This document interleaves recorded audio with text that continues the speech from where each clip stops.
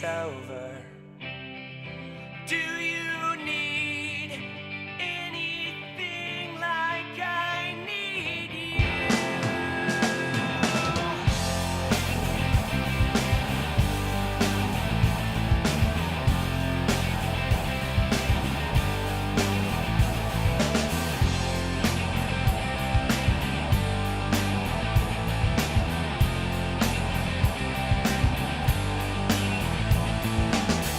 I've got no place to be.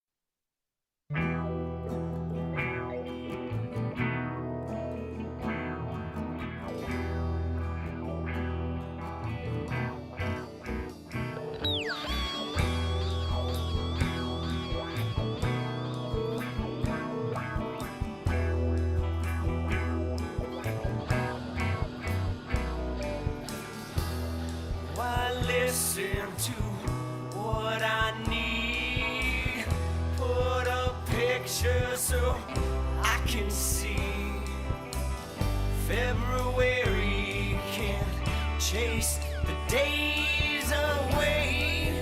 Yeah, away.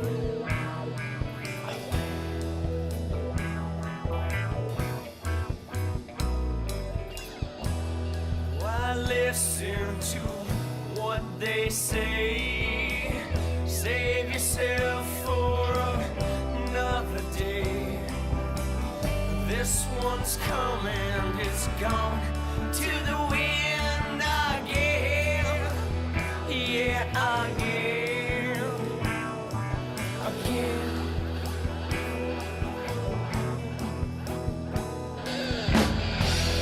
Just listen and make amends. You've been down for as long as you've ever been. This way's up, but you're down again. It's just like you to pull off what you thought you couldn't think today. The lost stranger, the wonder familiar face. Broken hearts made of pieces that shake. I've had one too many of them. So now we return.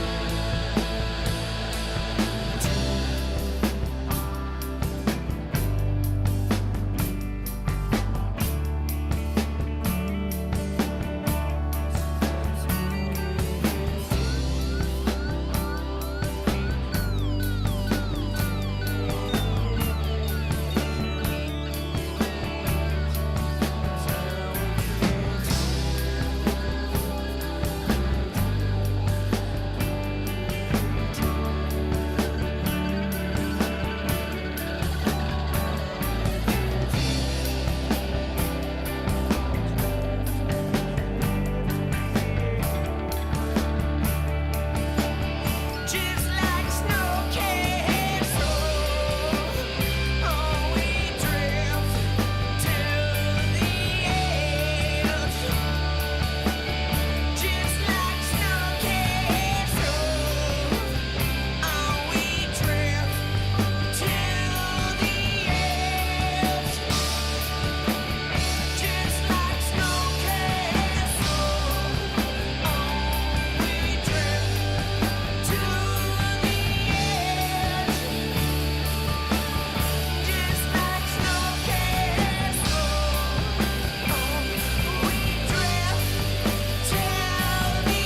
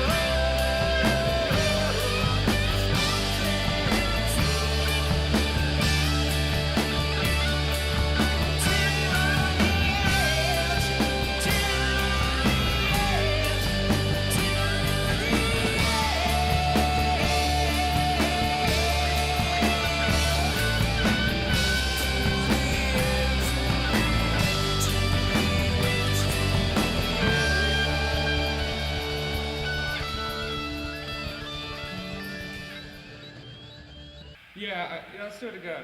All right.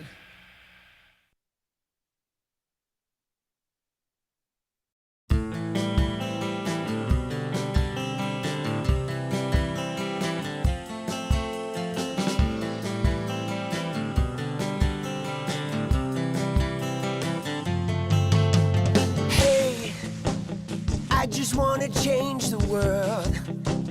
I just want the perfect girl. I don't wanna hang around, I'd rather be found. It gets better, I wonder, my pleasure together. Everyone's waiting, anticipating.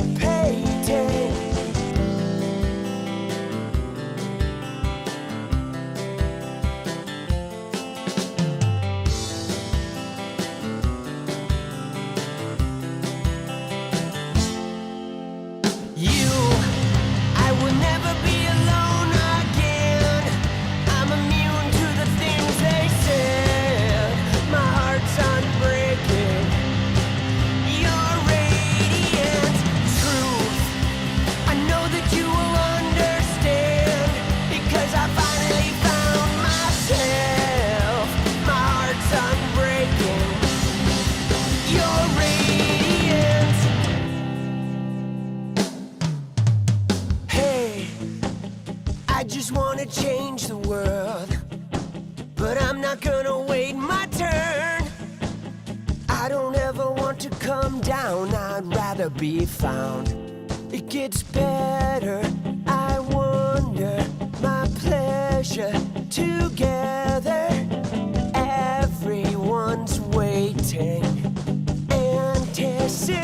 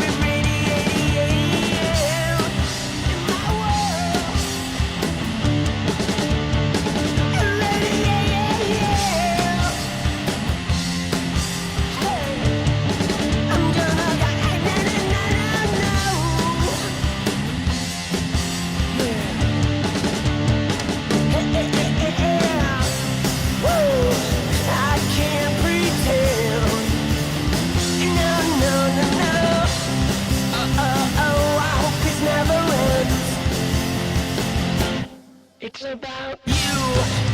I will never be alone again. I'm immune to the things they said. My heart's unbreaking. You're radiant truth. I know that you will understand, because I finally found myself. My heart's unbreaking. You're radiant. You're radiant.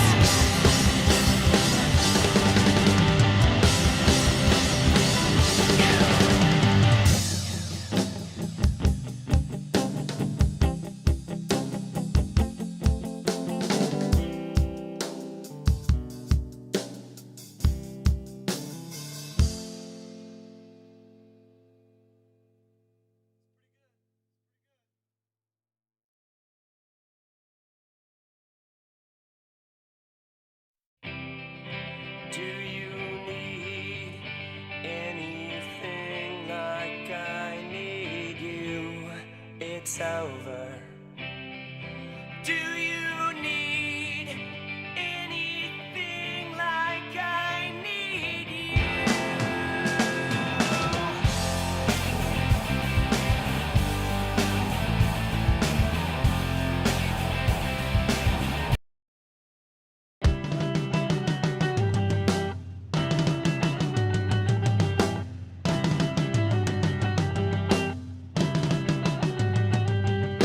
This is it, I'm tired of explaining. It's too late because everyone is waiting. That's great, so why are you complaining? You're on blue. If I'm unsure, will anybody notice? It's my fault because I love you on purpose. I'm insecure, or just a little nervous. You're on blue. Who knows you're on blue? When every bruise looks good on you. Tell me who knows you're on blue. When every bruise looks good on you. You found out that nobody is perfect, and you doubt that anything is worth it. Look around, the world is a circus. You're on blue. So provoking, I forgot to mention. Are you joking? I need some attention. And nothing's working to change your direction. You're on blue. Who knows you're on blue? When every bruise looks good on you.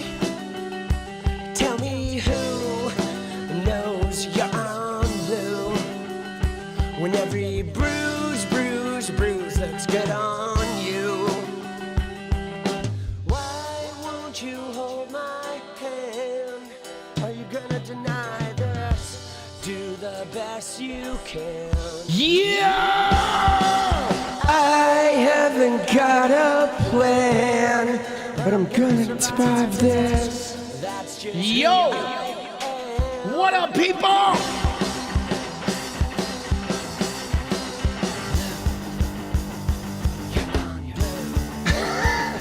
Yeah!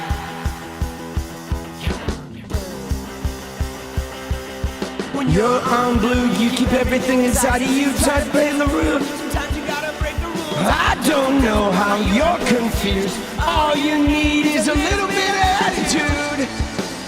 Yo! This is it, I'm tired of explaining. It's too late because everyone is waiting. That's great, so why are you complaining? You're on blue. If I'm unsure, will anybody notice? It's my fault because I love you on purpose. I'm insecure, or just a little nervous. You're on blue. Yo.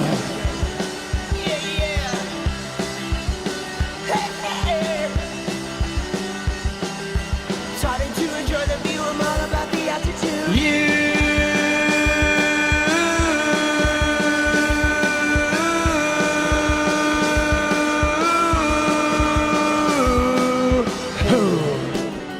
Knows you're on blue.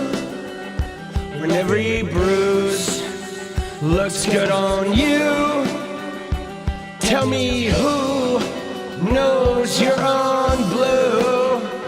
When every bruise looks good on you. Yo! Let's go! Let's go! What is up, people?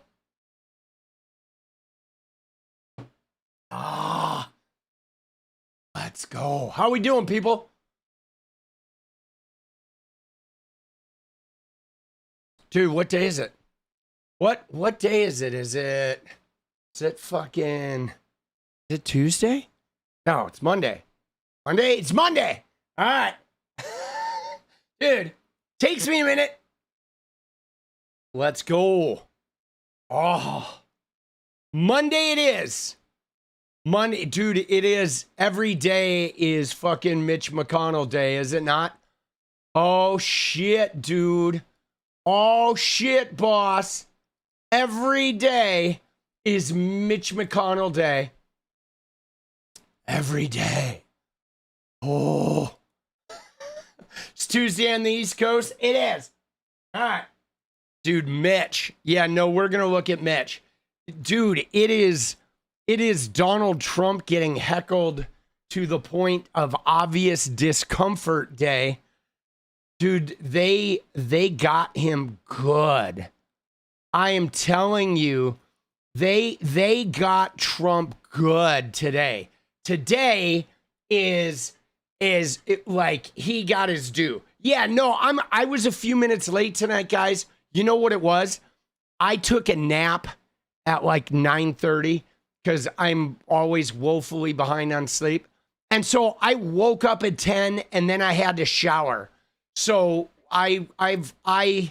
dude, in the time I hit start stream, I shaved, I showered, I fucking found some clothes to wear. I like set up the stream room because I'd been airing it out because it's been so hot the last couple days. So I was doing one of those like get ready for work, like speed clusterfucks at 10 p.m. Dude, we went an extra song. You probably heard it like play Do You Need Again? And I like fast forward it while I'm like, you know, getting my clothes on.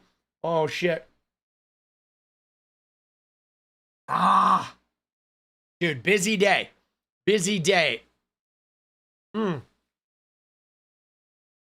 Let's go. All right. Dude, I got to get some new glasses. My glasses, like the coating is coming off. It happens, right? You have them for a couple of years and the little like, whatever, the glare-free coating starts coming off. Dude, Brittany's always looking good when she's not being manipulated by her father. All right. So that being said, the Mariners got fucking terrorized today, which was brutal. Dude, it was like 7-1 in the third inning. I'm like, yo, dude, what are we doing, bro? Right? 7-2 or something like that. Just brutal. Dude, the Mariners are in a blight right now. Just too bad. It's a little hard to watch, but you know, it's part of life. So here's what we got for some information. Okay. What we got for the information. Here's what we're going to look at today. We are definitely going to look at Trump getting humiliated. I think that is funny and accurate, and watching him get like restless and ruffled is crazy. Dude, he is such, guys, it's so hard. It's so hard. You got to see the Daily Show clip where Jon Stewart is talking to Caitlin Collins. We're going to watch that clip too, because man, I just agree with Jon Stewart so much when he says, like, he's like, is this real? Like, I look at it sometimes and I see Trump speaking and I'm like, is it real? Is this real life, right? You sure we're not like in a dream sequence? We're going to wake up and be like, oh my God, dude, I had this crazy nightmare that for several years I had to live under this guy, right? It's like you look at Trump and processing that fucking loser, dementia, like full diaper. You know what I mean? Like that diaper is like an F-150 with several elephants full of shit in the fucking back, right? Just a packed, heavy, sagging diaper. You know, like that dude is the president of the country. And he's like hitting the cash register the whole time, just looting us. Like, whoa, dude.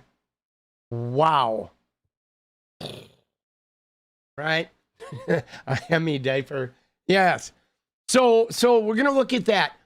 Then there's been a couple new developments in the Tate case that I think are pretty interesting and worth watching. So we are going to look at those two items. We are going to look at the Mitch McConnell proof of life, and then we'll dick around in whatever news behavior we have left. I may, guys, tomorrow morning sometime, late morning, I may be going on somebody else's stream. I don't know if you know who that guy 𝗙cie is. You've probably seen him on Twitter. He is usually commenting something negative about Hassan or other leftists. He's a gamer dude who switched to politics and has, you know, is like a total like middle of the road Dem party guy. And so he has asked me to come on the stream and have a friendly chat after I responded to one of his tweets. So I think I might do that tomorrow.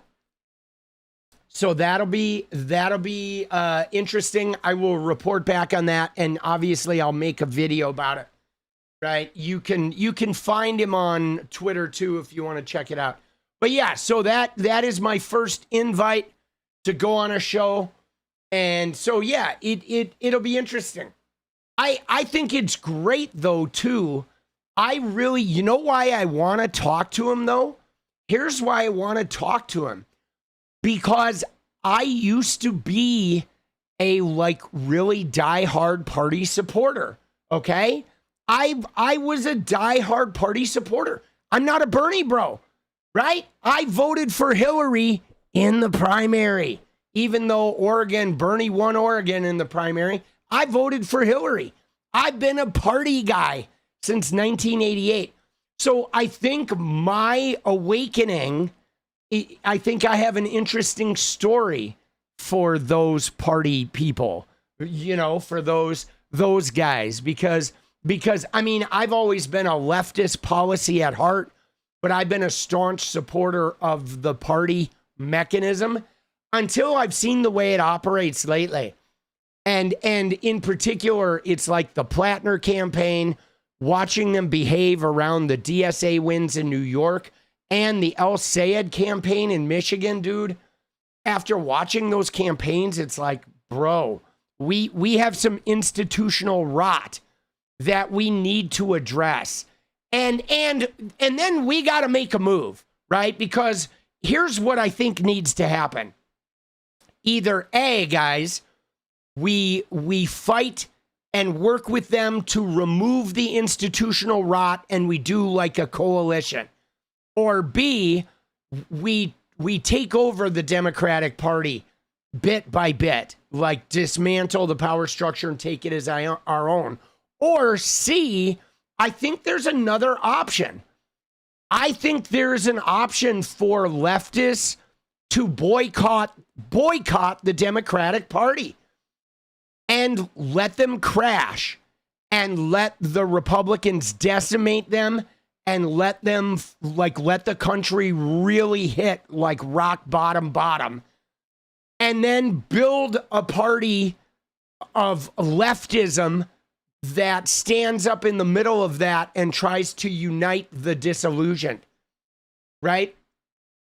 I think that we do have three options. One of them is real painful for the country. The opting out, the refusing to participate with them anymore and opting out. And like, I don't want to do that, but it may very well come to that, guys. There may be no other way, man. There may be no other way, guys. I don't know. We'll see. We'll see how they do in these next couple elections. I think, though, at some point, right? At some point, guys, you got to do this, okay? At some point, you've got to not, function out of fear. You know what I mean? At some point, you got to function not out of fear, right? Are you out of your mind? Please understand that option 3 pretty much guarantees every person of color is done. See, Frostwalker, here's what I don't understand is how do you not see that, like, right now every person of color is really severely damaged? Like, with the Voting Rights Act being dismantled in the Supreme Court, I don't know if you realize, but every black person in the South in 2028, none of them are going to have a vote. Like, it's already done in the South. They've already gutted the people of color of having a voice in the South. And my God, if they have a Republican president in 2028 and they get the census in 2030, like, the people of color are already 95% gutted. Like, why aren't you guys... You know what I mean? Like, the freaking out should be happening now. There should be demands for an opposition party now. The damage has already, it's already happening. You know what I'm saying? It's already happening. So Ellie, it does, dude. It breaks my heart for the people. But now, guys, so Ellie, here's the thing. You ready? The thing about this is like, when you say, why make it worse? Okay. And again, I'm not calling for this, guys, but I will say this. That with my personal sobriety, okay, I can use my own personal experience of overcoming, like, a larger than life problem that kills many of the people that are grappling with it, okay? And for me to truly radically change, I had to hit, like, rock bottom. You know what I'm saying? I had to hit rock bottom. And right now, it seems like, there's hope that we can change without having to hit rock bottom. But like, guys, look at what's happening in Michigan.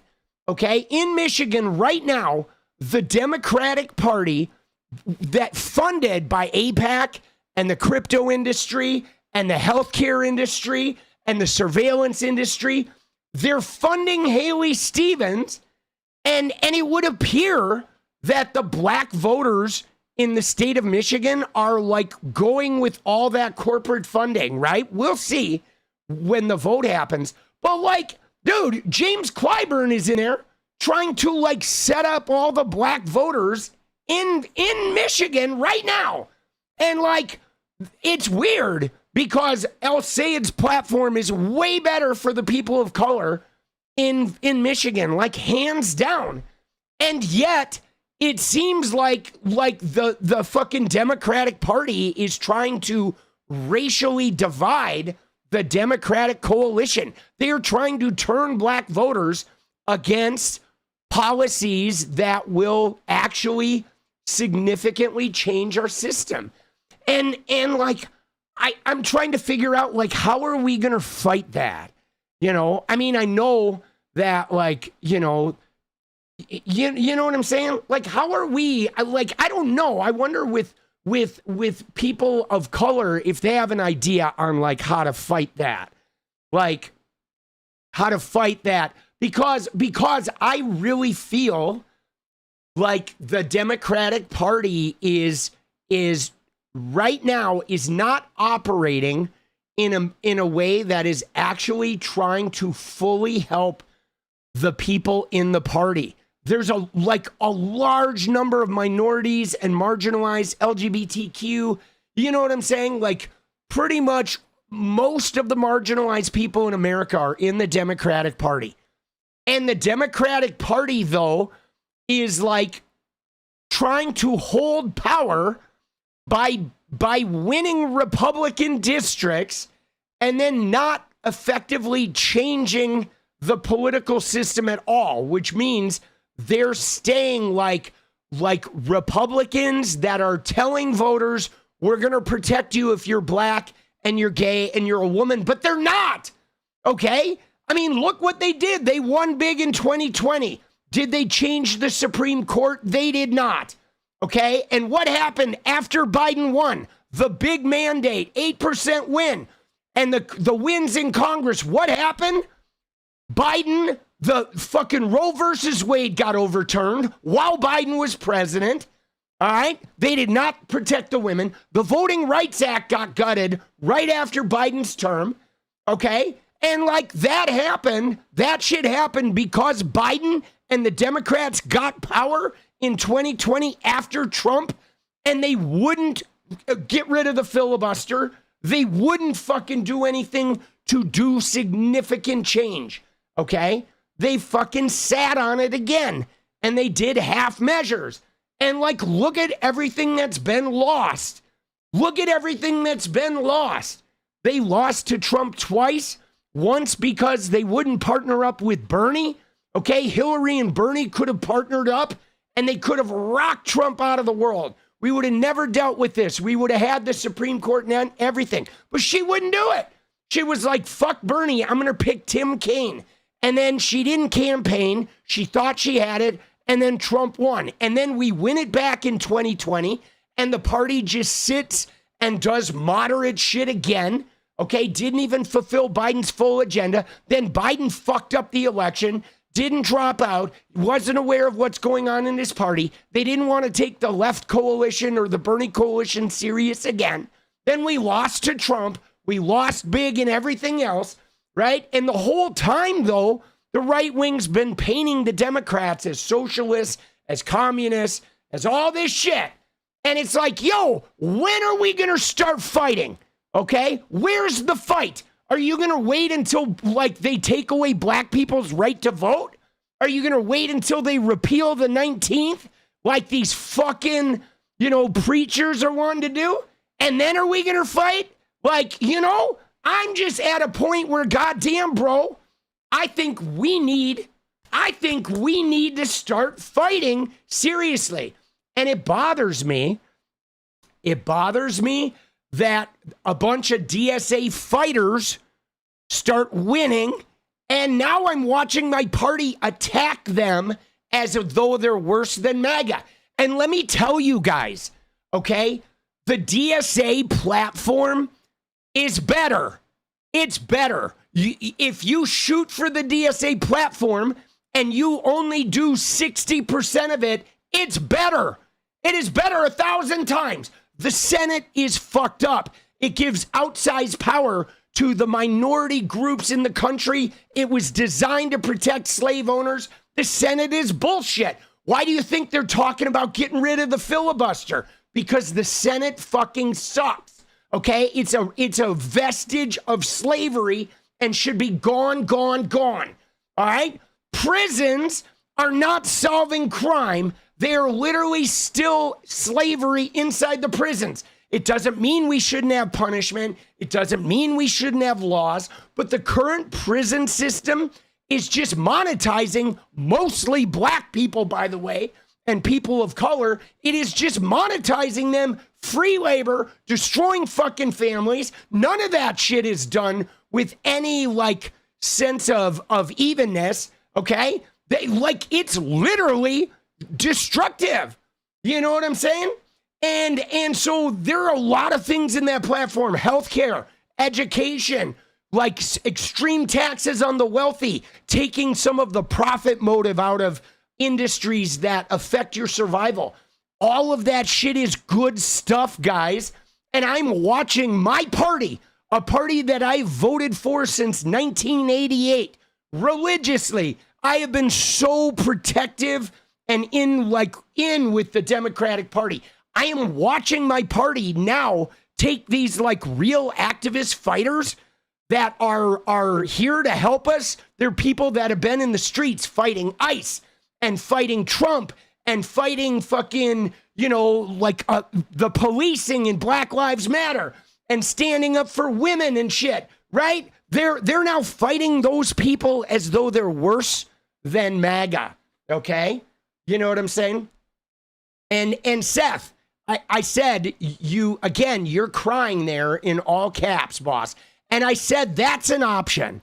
I said, if people won't wake up, then yes, we're going to let it hit rock bottom. I mean, you have no choice.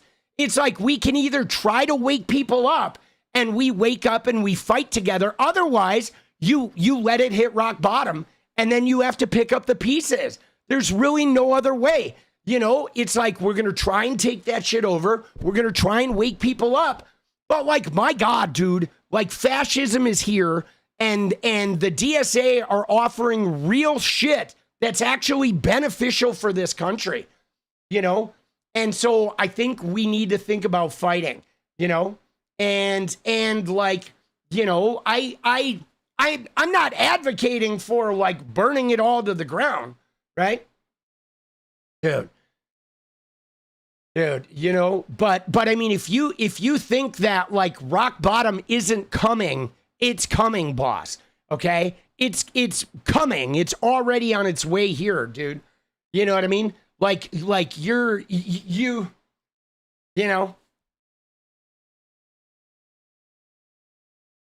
I mean, as it is, I did say it because it's an option. And I think at some point you have to take the nuclear option if you want to reset, And so I'm not taking the option off the table. I know for this though, guys, personally, I'm not going to vote for a candidate who doesn't support Medicare for all, period. Okay, that's my own personal thing. I am not fucking voting for a fucking candidate who doesn't support Medicare for all, period. If you don't support that shit, you are not getting my vote. I don't care what fucking party you're in. And I'm dead serious about that.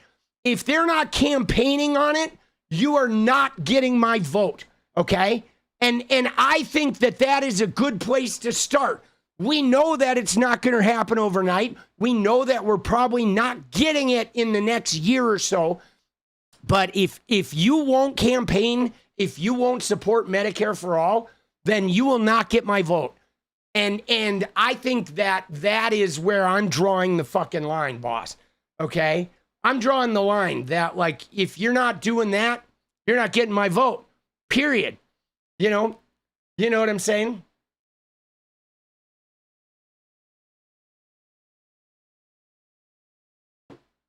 But like, dude, like, you know, I've watched the Dems play nice and you know, and now I'm literally watching the Dems.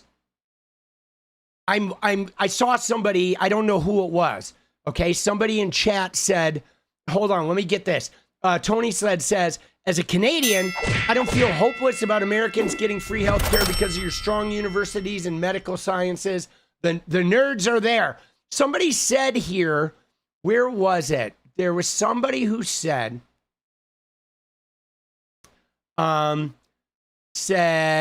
that the Dem Party, I think it was Nerdy Black Woman, okay? I think it was Nerdy Black Woman who said, like, the Dem Party's behavior. Let me see if it is, was that you, Nerdy Black Woman, who said the Dems Party behavior, this fucking, oh, right here, right? Establishment Dems are behaving as badly as they ever had. I'm glad they're getting called out on it now. That's it. That is, like, so well said. Like, guys, those of you who have followed me from the beginning know that I was like firmly like pro-Dem Party in 2024. I was calling out the leftists online, on Twitter. I got blocked by a lot of prominent leftist accounts. I was fully advocating for Kamala and Biden even before Kamala, even though he was demented. I was vote blue no matter who, okay? And I was with groups of people like Shannon Watts and Neera Tanden and all of these Democratic voices, right? Fred Gutenberg, right? You know, Brianna Wu. There was like a whole group of us that were staunchly like, yes. And then this Gaza shit fucking took a toll and people had hurt feelings. The coalition got fractured. And then everybody started being weird. And a lot of the vote blue no matter who, they were only saying that until progressives started winning. Okay? And once the progressives started winning, I watched all of those people like turn on the concept of voting blue no matter who, right? Isn't that wild?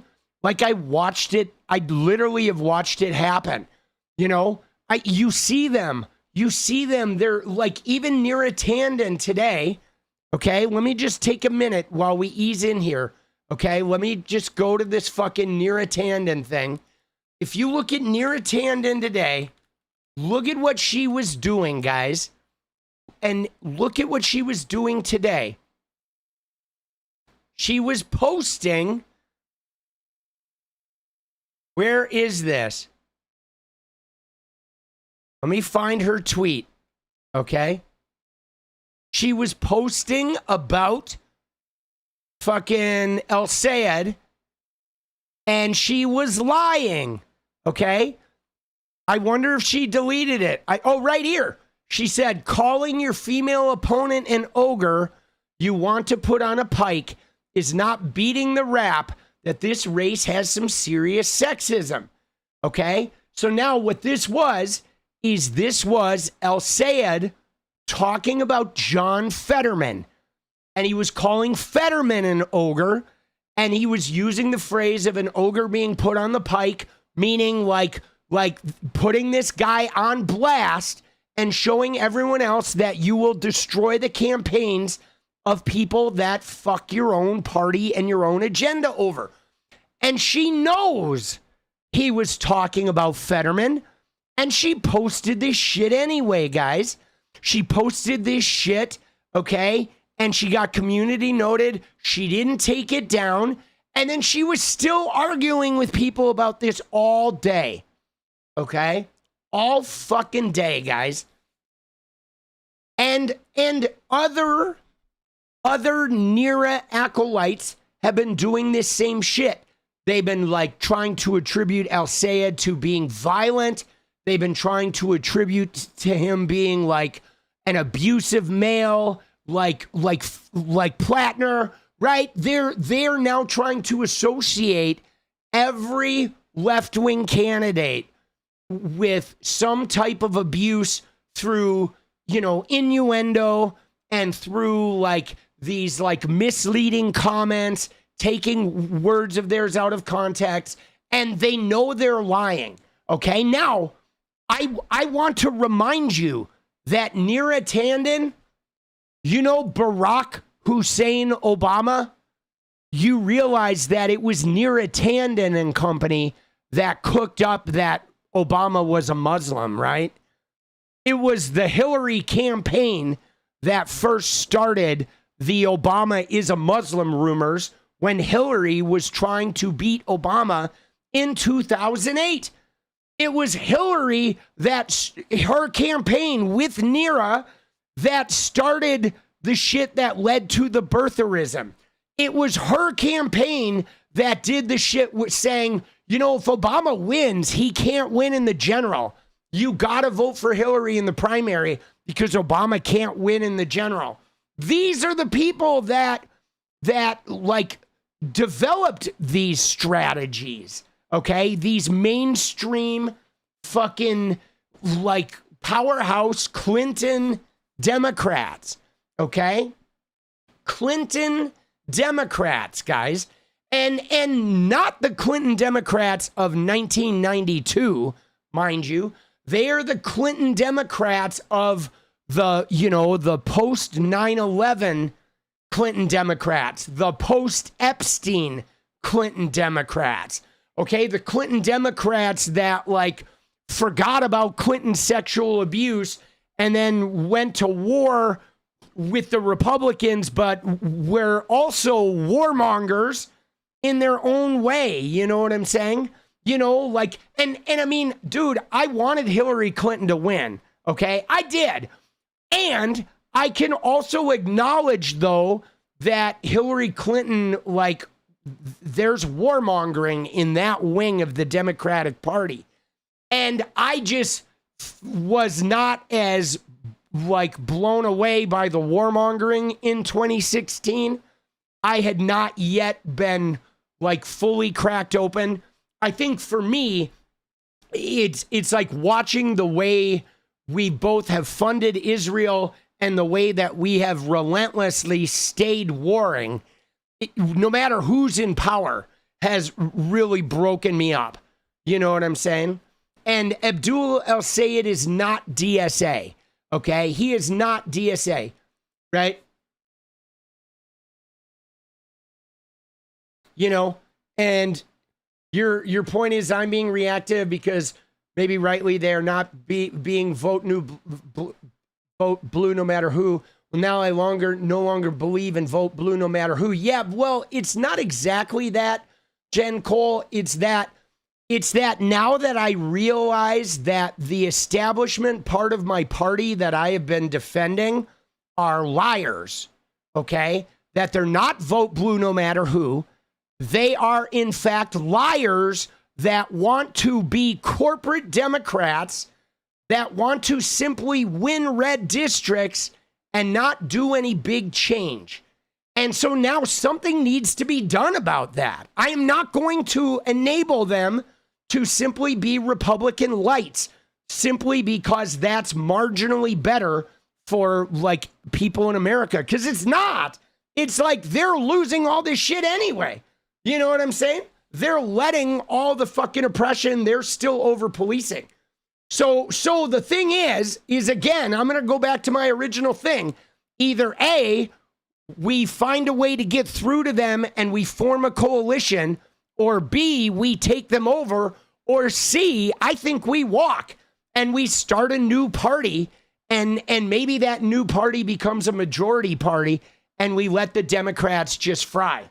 Okay? That is a possibility. And that is a possibility. It would avoid a civil war and it would avoid repealing, I feel like it would avoid a lot of much more painful options. You know, because the way we're doing it now that I know that the power structure of the Dem Party are liars, I can't, you know, I can't be buffaloed by them anymore. You know what I'm saying? Like, you know, that's just it. Like, I thought, you ready? I thought when Biden won in 2020, they were going to make some significant fucking changes, guys. I really thought they were. And they did the same thing they ever do, where a handful of red Dems crossed the aisle at critical moments and they cucked every major initiative. Joe Manchin cucked every major initiative. Joe Biden stalled the punishment of Trump. They stalled the fucking, right? He was worried about how he appeared, and then he wasn't even aware of the fracture in his own party. Dude, Ethan says, change doesn't come with signs and chance. It comes with events like Harper's Ferry and Haymarket Square. The left doesn't have that kind of tenacity. There are many ways to introduce change, guys. You know, I will tell you this, though, guys. You ready? You ready? I don't know if you realize this. Pitchfork says, vote blue no matter who was a stopgap to the left from taking over the party. Boss, we're winning DSA. Let's go. Pitchfork. I mean, you know, here's the thing. You ready? Like, dude. I don't want any more half measures. You know what I'm saying? I don't want any more half measures. But what I was going to say is, I don't know if you even realize this, but do you realize that the Democratic Party is already hurting bad? They're broke, guys. The DNC is broke. They've had to take out loans because nobody is giving them money because people are mad at them and people are not supporting them. And now you heard the shit about Carville saying David Hogg should take over the DNC. I actually agree with that. Okay? I think David Hogg taking over for Ken Martin would be the most, that would be like the best fucking thing they could do right now. Okay? I shit you not. It is like, the DNC is so broke. They are broke. And I agree with what Sherry's saying. That's why it is kind of the right time to create another party. You know what I'm saying? Electoralism is a half measure. We need violent revolution. Well, Summoner, I mean, I'm not into violent revolution. But Summoner, whatever you got to do, buddy, you go do. Right? I don't want violent resolution. Okay? I don't want violent revolution. You know, I think I don't want violence. That's why we do have to think about other ways of hitting rock bottom. You know what I'm saying? It's just hard though, guys, because you know why it's hard? Because the Dems have not been fighting effectively. Okay? They've not been fighting. So now look at what's going on even with the communism. Okay, you ready? Look at just the communism. If you go on every news channel right now, the Republicans are calling the entire Democratic Party communist.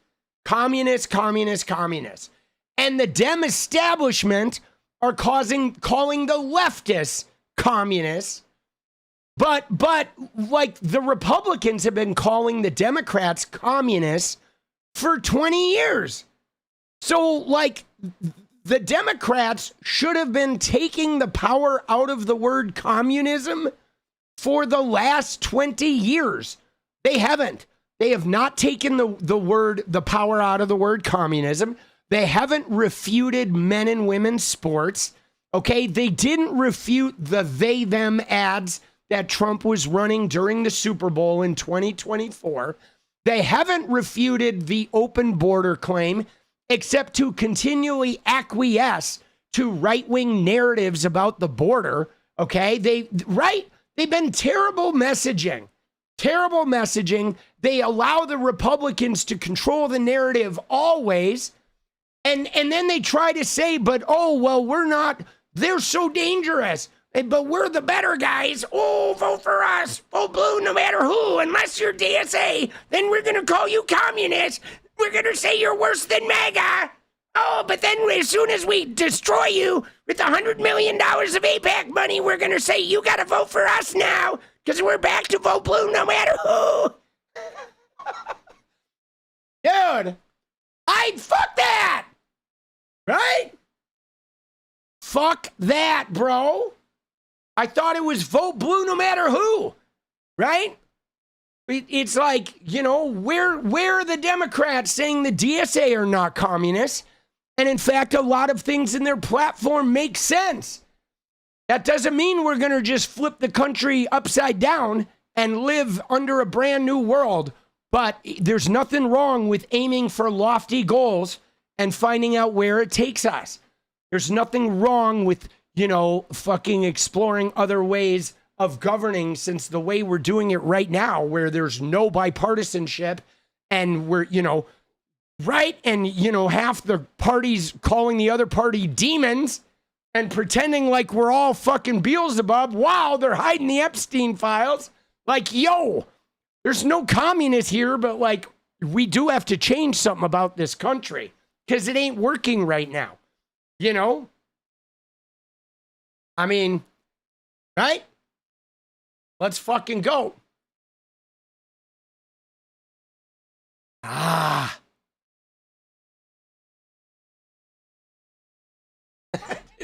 Dude, people are mad.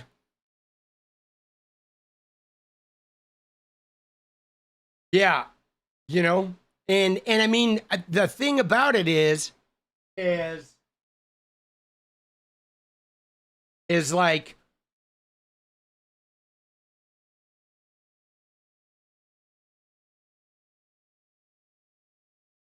you know, my reaction is I'm not supporting the element of the Democratic Party that are liars anymore, guys.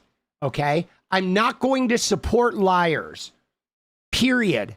And if that fucks us a little bit in the short run, then fine. We're going to get fucked a little bit in the short run.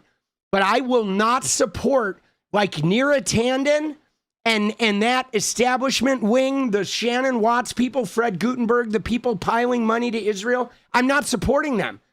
And if they elect some fucking third way, like AIPAC funded presidential candidate in 2028, I will not vote for them. Period. Okay? And I know it's bold to take that stand.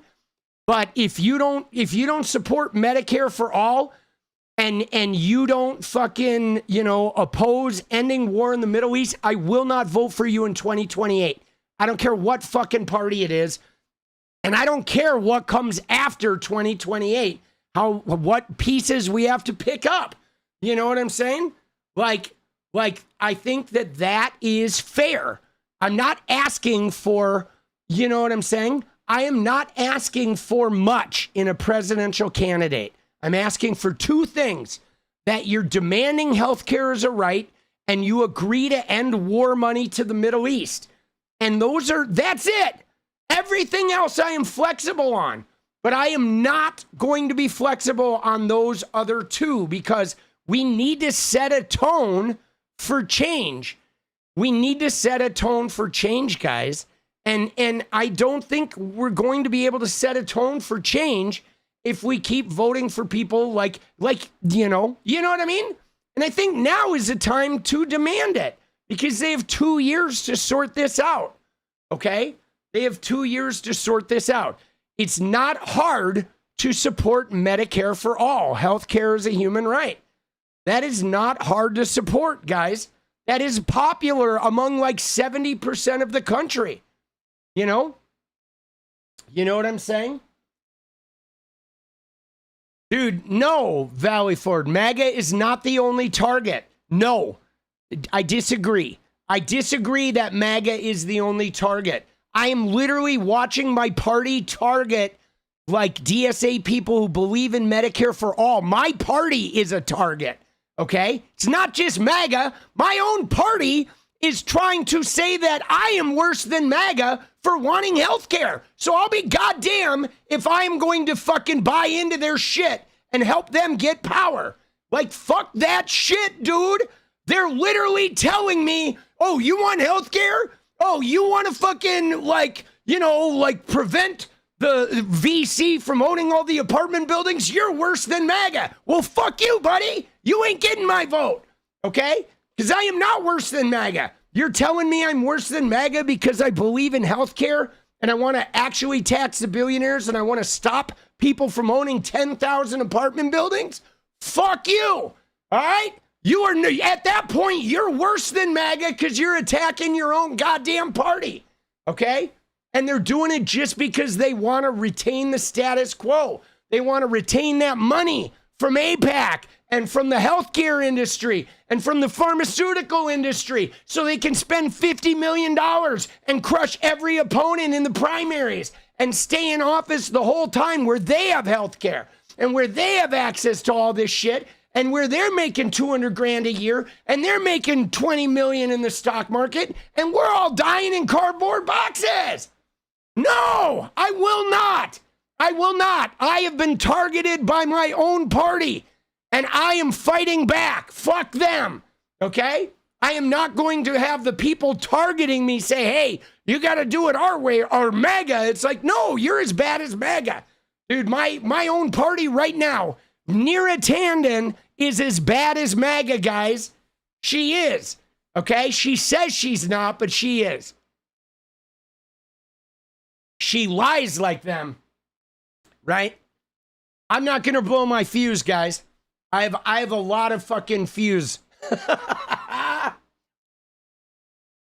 I'm just telling you, I've been pushed. I've been pushed too much, dude.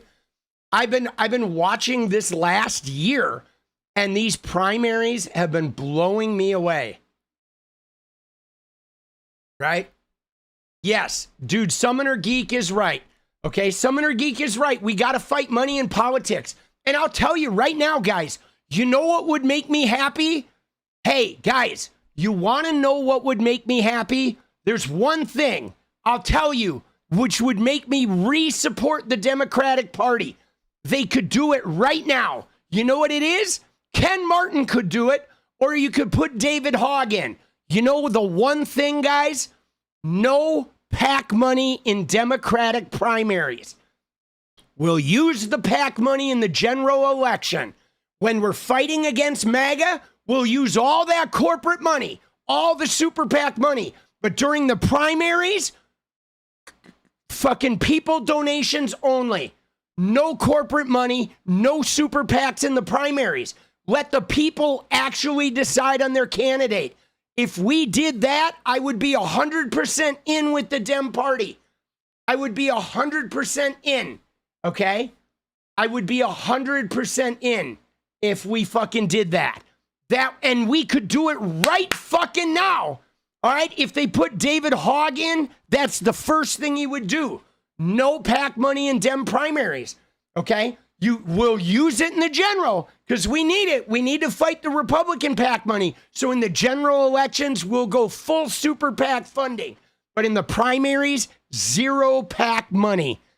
And that would be a way to get money out of our politics and get AIPAC out of picking our candidates and get fucking the crypto industry and Blue Cross Blue Shield out of picking our candidates. And they could do it right fucking now, guys. They could do it right now.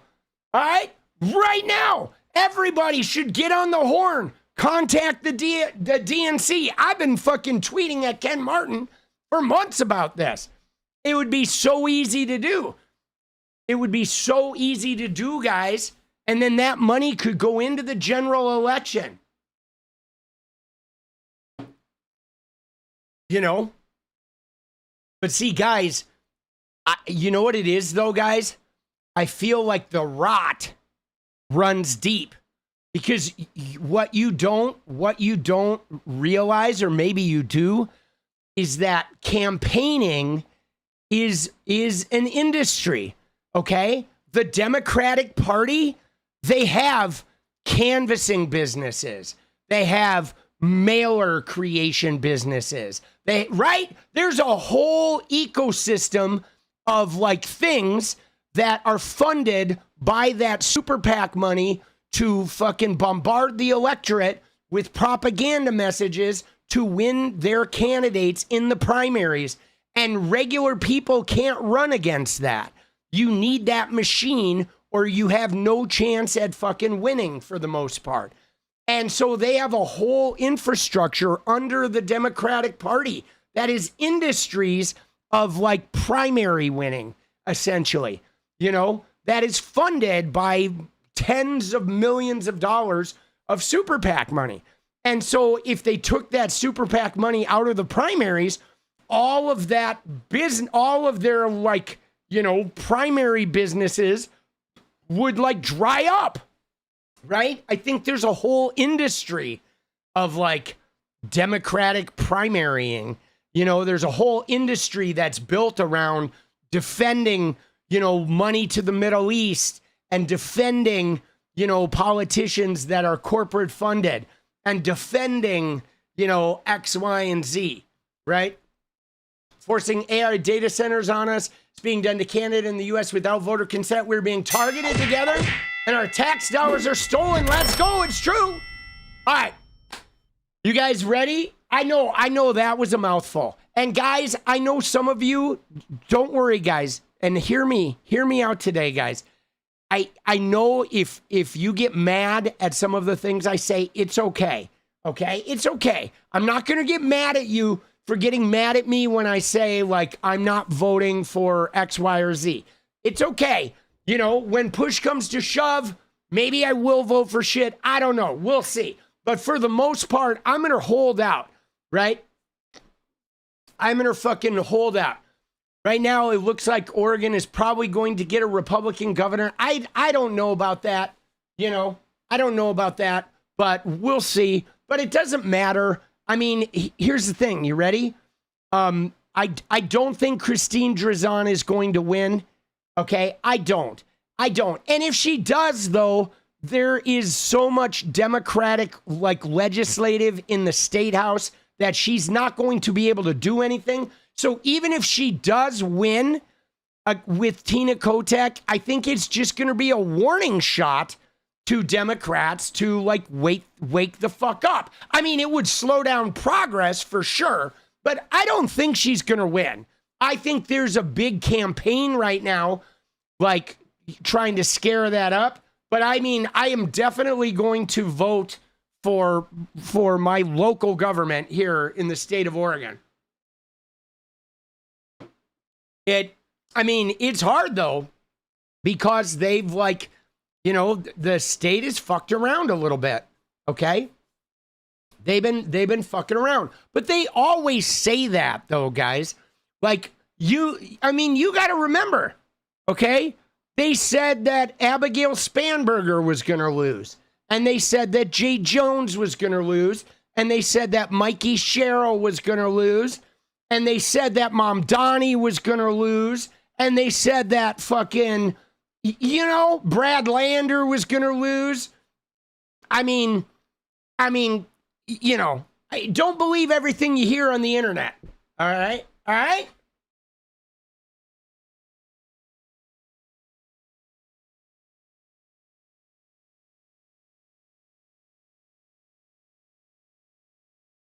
Dude, you know, so let's see what the results were.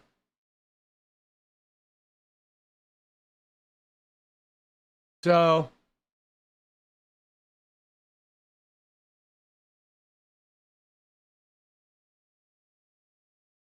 I just want to look at what Oregon was. All right. So, I mean, it's close though. Look at that. Tina Kotek in 2022. Okay, it was close. It was like 3.5%. You know what I'm saying? That's close. That is not a 10% pad. But like, goddamn, bro. Here's the thing, though. You ready for this? When you look at this shit, this should say, like, man, you got to deliver, okay? Like, at that point, when it's that close, you got to deliver, all right? And you know, I mean, dude, at some point, we have to demand that people deliver, okay? You can't, you know what I'm saying? You can't, like, I can't live in fear, right? The worst part of saying I'm going to vote in my local election as a person who should be in office in your local district is tragic, right? You'd kill it, boss. Let's go. Oh, shit. Dude, I would love to run, right? I would love to run, but we'll see. Maybe one day. It'd be dangerous though, guys, because I have shit in my past that, like, they would definitely try to Graham Plattner me. You know what I'm saying? They would try to Graham Plattner me. Goodbye mail-in voting if Kotek loses. Goodbye Oregon health plan. No, I mean, Nate, we have a fully Republican, a fully Democratic legislature, boss. You know what I'm saying? Like, you know, I mean, dude, Kotek losing would be bad, but it's not going to give Republicans control over our government by any means. Okay? You know what I mean? I mean, if Kotek loses, that should be a fucking wake-up call, boss, because it's not going to look good, and it is going to threaten the state of Oregon. But, like, at what point do you start, like, delivering on your promises and not being a corporate whore, right? See, you ready, though, for this, guys? Can I just tell you? Hear me out on this, okay? So the fucking, right, dude, the fucking, the hold on, I'm sorry, I got distracted by fucking this idiot's comment. Dude, I was a drug addict and an alcoholic, right? And a rock and roller. So what I have done is, have I abused girls? No. But have I blacked out drunk and partied and had sex with, like, many, many, many women? Yes. Which means if I run for office, they're going to try to make it like I abused girls or I fucking whatever. You know what I'm saying? Story upon story upon story. I mean, you know how it goes. Like, somebody's gonna fucking come out of the past and, you know, there certainly is other shit they would find of DUI and drug arrests and, like, on and on and on. It's not about necessarily abusing girls. It's about the appearance of, like, being portrayed as an abuser, as a fucking drug addict, as a X, Y, or Z, right? And it's from it's, you know, Republicans, Democrats don't support people like that, okay? You know what I mean? Democrats don't support people like that, okay? Dude, you know? Would you vote for a woman that got blackout drunk, had a lot of intimate relationships? I mean, for me, yes. I mean, as long as it was in the past. I've been sober for 19 years. So it's obvious that, like, I made a huge change, right? But, like, for me, though, I have different, like, I voted for a sex worker to be the mayor of Portland. That's who my mayor vote was for being a sex worker. You know what I mean? And like, so, you know, we'll see. But again, if the universe decrees it, I would still do it. I would put myself in that fucking firing line and see what happens. But, you know, it's not something that I'm going to jump into without, like, I would need a significant amount of information from the universe, you know, because going through it would be crazy. I mean, they would absolutely try to Plattner me, like, you know, like bigly. I mean, it's true. I think I will say this, though. Like, you ready? and don't hate me on this, but if I were to run for something, I think I would run for a state seat, like a senator. And the reason being is because if they did try to destroy me with the Democrats, the Democrat vote, I think a lot of like red people could vote for me too, because I definitely speak their language, right? You know what I'm saying?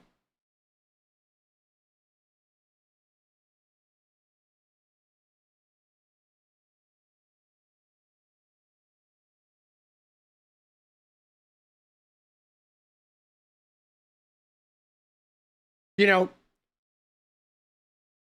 so I don't know, but we'll see. You know, you got to have a lot of support. Federal judge spot, let's go. Supreme Court. But there's a lot of considerations. You know, some of it is Jenny's family though too, right? Because there is some shit in Jenny's family that, it's not the worst shit in the world, but there's some controversial shit that if I were to run for office would get spotlighted. So her whole family would go through that as well. Dude, let's go, Nick. You know what I mean? So there's a lot to consider. I mean, guys, you can see, I mean, I'm sure you see this now, that you don't really run for office anymore unscathed. Okay? I mean, are you seeing that? That especially if you're a leftist, if you are a leftist, you are not running for office without every dirty thing you've ever done being thrown out into the world and being presented as the worst possible thing. Like, right? I mean, they're trying to say that 𝗙𝗪𝗪𝗡 is a woman abuser simply because he has a platform similar to Graham Plattner. Now, I mean, I do have a benefit though, guys, that all of my shit is for the most part like 20 years ago, right?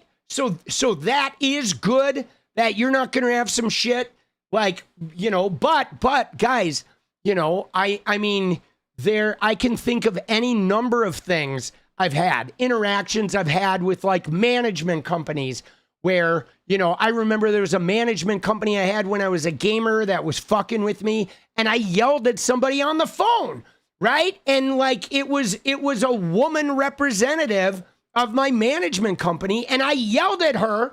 And then the other woman manager called me up and was like, you shouldn't have talked to her that way. And I'm like, dude, but you guys are screwing me. Like, what the fuck am I supposed to do? I tried clearing this up. And then eventually you didn't do anything, so I yelled. But like if I ran for office and any of the women in that management company were Republicans, that shit would be on the front page of the New York Times calling me an abusive male who like, right? This is the kind of shit. Now, me having been a rock and roller that has had countless of open relationships and crazy adventures, you know how many of those types of scenarios that I have in my life that could be portrayed if the person it happened with was a diehard Republican? Right? You see what I'm saying? That's the thing that you have to consider is every argument you've gotten in with someone could potentially be a scandal in the Washington Post. And so my point being is that I could possibly have 100 of those guys or 200 of those. Right? You know what I mean? And I mean, who knows? Maybe that shit would come up and I'd be able to just like blow it off. But it is something to think about, but I don't know, man. I don't know, because I mean, the thing about Graham Plattner, the reason why I use Graham Plattner is because before the actual like essay, they were attacking him for that. Even if Graham Plattner, like, let's say he didn't have an essay. Let's say he actually was a former PTSD guy and he didn't have an essay. They were still presenting it like he did, even if he didn't, and he ultimately did and turned out to be, you know, a guy that was not clean and it wasn't in the past and the kick profile and all that other shit, you know, but the way they went after him was not just Republicans. Okay. It's the Democrats went after him, you know, the Democratic Party. And I'm telling you right now, if I ran for office, the Democratic Party would try to ruin me. Like, obviously, you know what I mean? And I mean, there's any number of ways that they could possibly go after this guy.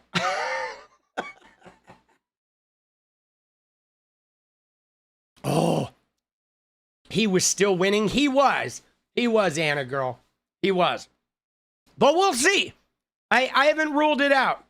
You know, I've definitely put some feelers out there, but it's there's just a lot to consider for somebody who's lived my life. Okay, you know what I mean? That there's a lot to consider for somebody who has lived my life. There, they'd have a lot to aim at. Oh, he would have. Yeah, I mean, he may well have won, dude. I was just a little disappointed though with him, right? I was a little disappointed, right? I do have quite a bit of wild history, but nobody is perfect. Yeah. I mean, I think though, like that's another thing though too, that like I don't know if anybody, if they heard all of my, if they heard all of my stories and shit, I'm not sure anybody, would want me as a candidate. I think I would have to run something pretty independent. But yeah, we'll see. We'll see. I like what I'm doing now though, guys. I do. I like what I'm doing now. Right? How does Jenny feel about it? I mean, she's like, I don't know. I don't think Jenny is necessarily that interested in it. I mean, she has her own thing, you know what I'm saying? Like she has her own, like we all have stuff. I don't know if I want the life. Do you know what I mean? Do you know what I'm saying? Like that's the thing. Like I don't know if I want the life because I like my life now. Like my life, I don't like the fundraising aspect. I don't like there are a lot of things involved with being a politician that you kind of live on the road. You have a lot of fundraising. You're constantly going from rooms full of people, having to do the handshaking and all that. And I don't know if I want that type of life day to day. Dude, Miss Fab, let's go. Thank you, boss. You know what I'm saying? Like, it's the life. Like, I like the idea of being in Congress, okay? You know what I'm saying? The idea of being in Congress and being in there, I like that. But you know what I don't like? I don't know if I like the idea of campaigning. And they're always campaigning, like especially Congress people. They're campaigning. They have 2-year cycles. So they're a year working, a year campaigning, a year working, a year campaigning. And you're kind of campaigning when you're working too. And so it is like a nonstop fucking circular lifestyle. Whereas now I wake up and I get to spend a lot of time on Twitter. I get to go places with Jenny. I get to set my own hours. I get to set how much I work. I can work in my pajamas. I don't need to shower. You know what I'm saying? Like, I mean, even the idea of campaigning and having to be in a suit all the time and having to fucking go shake hands all the time and right is like, it's quite a life adjustment, And I like my existence now. I'm very, very happy. Right. So the idea of being in because I don't know if you guys look at this, guys, but it's always the fine print. Okay, you know, like even what I'm doing now. All right, what I'm doing now is streaming sounds fun, right? Streaming, being a streamer and whatever, building a fan base sounds fun. Having a bunch of people hang out in your chat. However, the fine print of being a streamer is I'm online 24/7. I'm managing like 6 social media profiles that I'm doing all the time. And then I'm editing every waking hour just about. And I'm never getting enough sleep. And I'm always behind, right? So in order to be the streamer, you have to be doing that fine print stuff, right? And as a streamer, that fine print stuff, I love, okay? I love the social media. I love the fucking battling with people online. I love the editing. I love the endless fucking whatever grunt work of doing content. I love that shit, right? I like doing that work. Now, I would love to be in Congress, but I don't know if I would love campaigning. And that's the fine print to be in Congress is you have to love campaigning. Like you have to like love it. Like there's a woman here, Angelita, she's a city council member, and she had a TikTok called Pacific Northwest Policy Angel. And what's interesting about it is she's out. Even as a city council person, every weekend she is out at like LGBTQ festivals and tech festivals and energy festivals and like block parties. Like her life when she is not in her city council person's chair is constantly out and about, hanging out with people, talking to them about policy and all this shit and fundraising. And I'm like, dude, I look at her and I'm like, I don't think I could do that. I think I would feel like a rat in a cage if I had to constantly be out there, right? And she's amazing. I love her, but her life is like a life that I don't know if I would want that life. Because I did think about running for city council, but I think I don't like the fine print of that work. You know what I mean? But again, if I get called, if the universe calls me to it, I will go. But I'm not seeking it. I'm not like seeking it, you know. Not right now. But if it's supposed to happen, it'll happen anyway. You know? Too many skeletons? I got a lot of skeletons. You know, but the skeletons also could be that could be a plus thing. But all right, we got to get into some politics now. I know this riveting discussion about me is amazing, right? But we do have to look at the fucking politics. Right? Because we do need some material for video. Although I think I'm going to make a video about why I'm angry at the Democratic Party. Right? Dude, you voter canvas? Yeah. Dude, like politicking is crazy, guys. It's a certain type. Oh, dance school? Yes. It's a certain type of lifestyle, you know?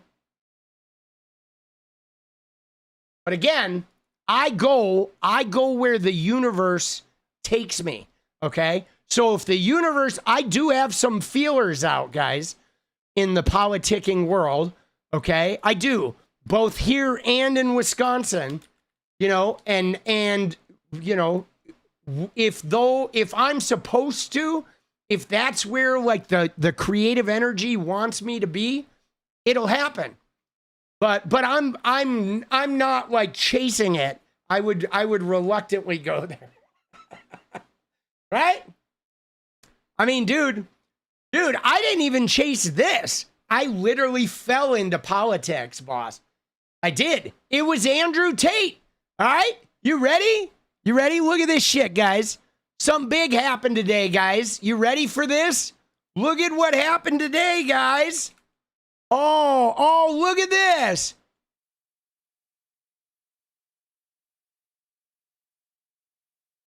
Oh, dude, did he unblock me? No way, bro. Oh, no, I am blocked. I was like, I didn't see the block. Dude, look at, oh, there it is. It's down there. Dude, look what happened, guys. Dude. Andrew Tate blocked me. You know? Oh, shit. Isn't that fucking hilarious? Today was the day. And guys, I have not even been like extra harsh. The only thing I've been doing is I've been posting about him camming a 15-year-old girl. Okay? That's all I can really notice that this is about, right? And I did get in some of these, like there is a, let me see here. All right, this one.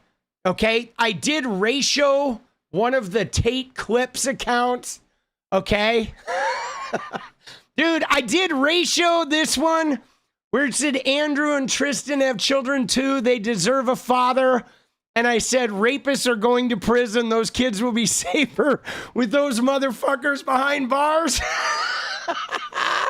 Dude, so there have been a couple like ratios that have happened in this realm of the clipping sites. But I mean, as far as Andrew Tate himself, I mean, I haven't even done that much with the good old Cobra Tate.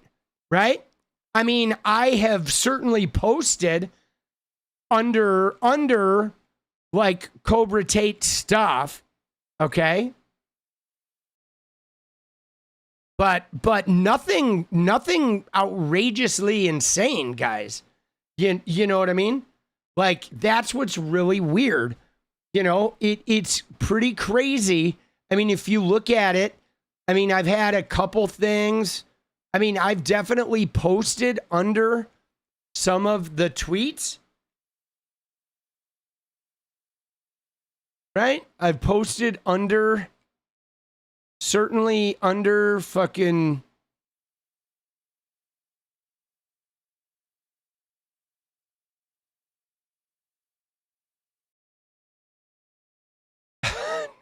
Dude, he's getting so ravaged, dude. Right? I mean, I posted under this shit. I'm not even seeing my posts now. You know?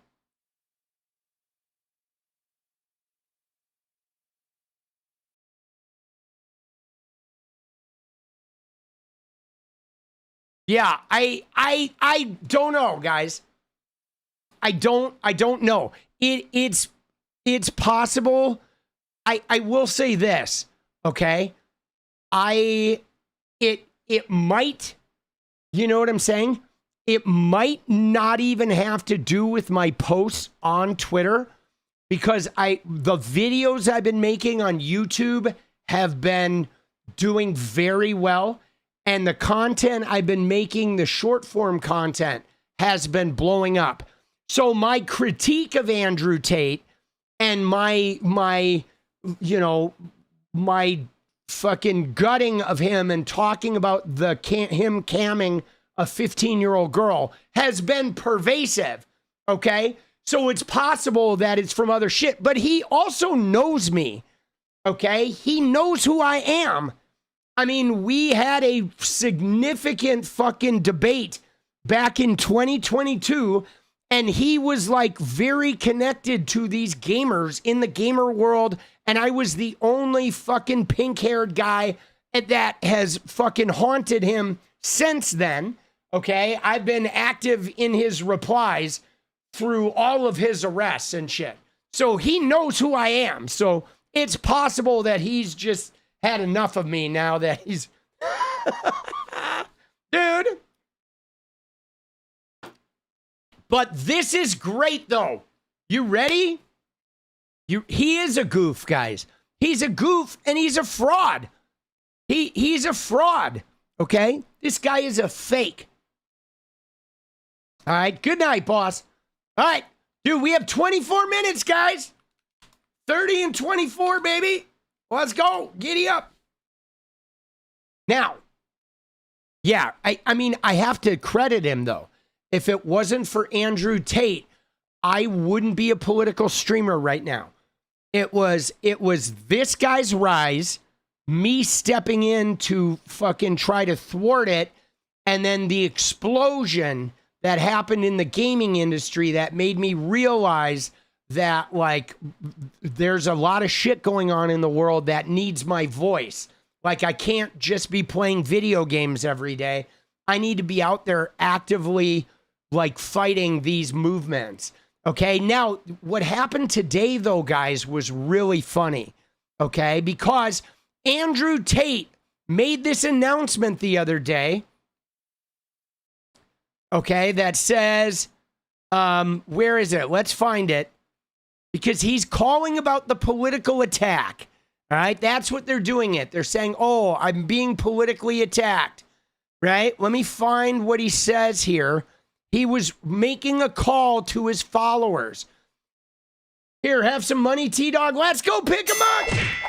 All right, so look at what he was doing. You ready? So he reposted his lawyer. His lawyer said, on the corner of Northeast 1st Avenue and Northeast 5th Street, you'll see this sign in front of Christ Fellowship. If you stand here and look up to the right, the most famous political prisoners on earth can see you from 𝗙cie. The Tate brothers literally see Christ when they look out their window. So they're trying to rally the troops, right? We want our supporters to show up. Now, here's what's interesting, guys, because you could say that Andrew Tate is one of the more famous people in the world, right? As far as his fame, he's got a lot of fame. He's got a wide reach, right? He thinks he's up there with fucking Donald Trump and Nelson Mandela and all these people, right? Well, he called for people to come and protest his illegal, politically motivated attack. And in fact, what happened, guys, was this. Let me find it here. Okay, so we're going to look at this. All right, what happened was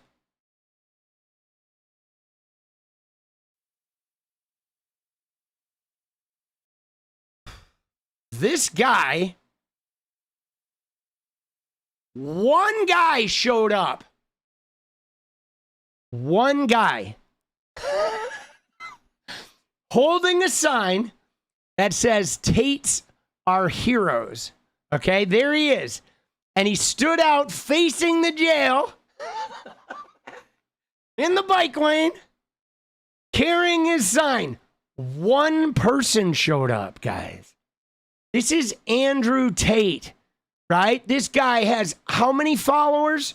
Millions. Millions of followers. And look at what he said. He said, for the people holding signs outside the jail, it's very high up here, and the smaller signs are hard to read, but I can feel every word. Thank you. And then the fucking community note says there was only one person outside the jail today with a sign. Dude, guys, he is getting community noted like savagely, guys. Savage community notes. Now, at this point, I mean, you have to wonder how much of his following is just paid, right? Like you have to wonder how much of Andrew Tate's support and engagement thus far has been paid. Think about this, guys. Every social media network allows you to pay. If you have a lot of money, you can buy views and subscribers on YouTube. You can buy engagement on Twitter, on Facebook, on Instagram. If you have a couple million to spend, you can absolutely like AstroTurf your way. If you have millions of dollars behind you, you can keep that shit just rolling, right? And then, of course, if you have the appearance of being popular, other people will follow. Now, if you look at the incels and the right-wing people, they tend to not show up for the causes anyway, right? But this is amazing that all this shit, okay? Now, somebody asked, why does he have a phone? And I thought Julie K. Brown said it best, okay? Because she's the woman who put Epstein behind bars, okay? And she said right here, like, right? When you have money, you can buy anything in jail. The corrections officers are bribed by inmates. Now, guys, remember what we were talking about earlier? We were talking about the DSA platform, and we were talking about getting rid of prisons. Why would you want to get rid of prisons?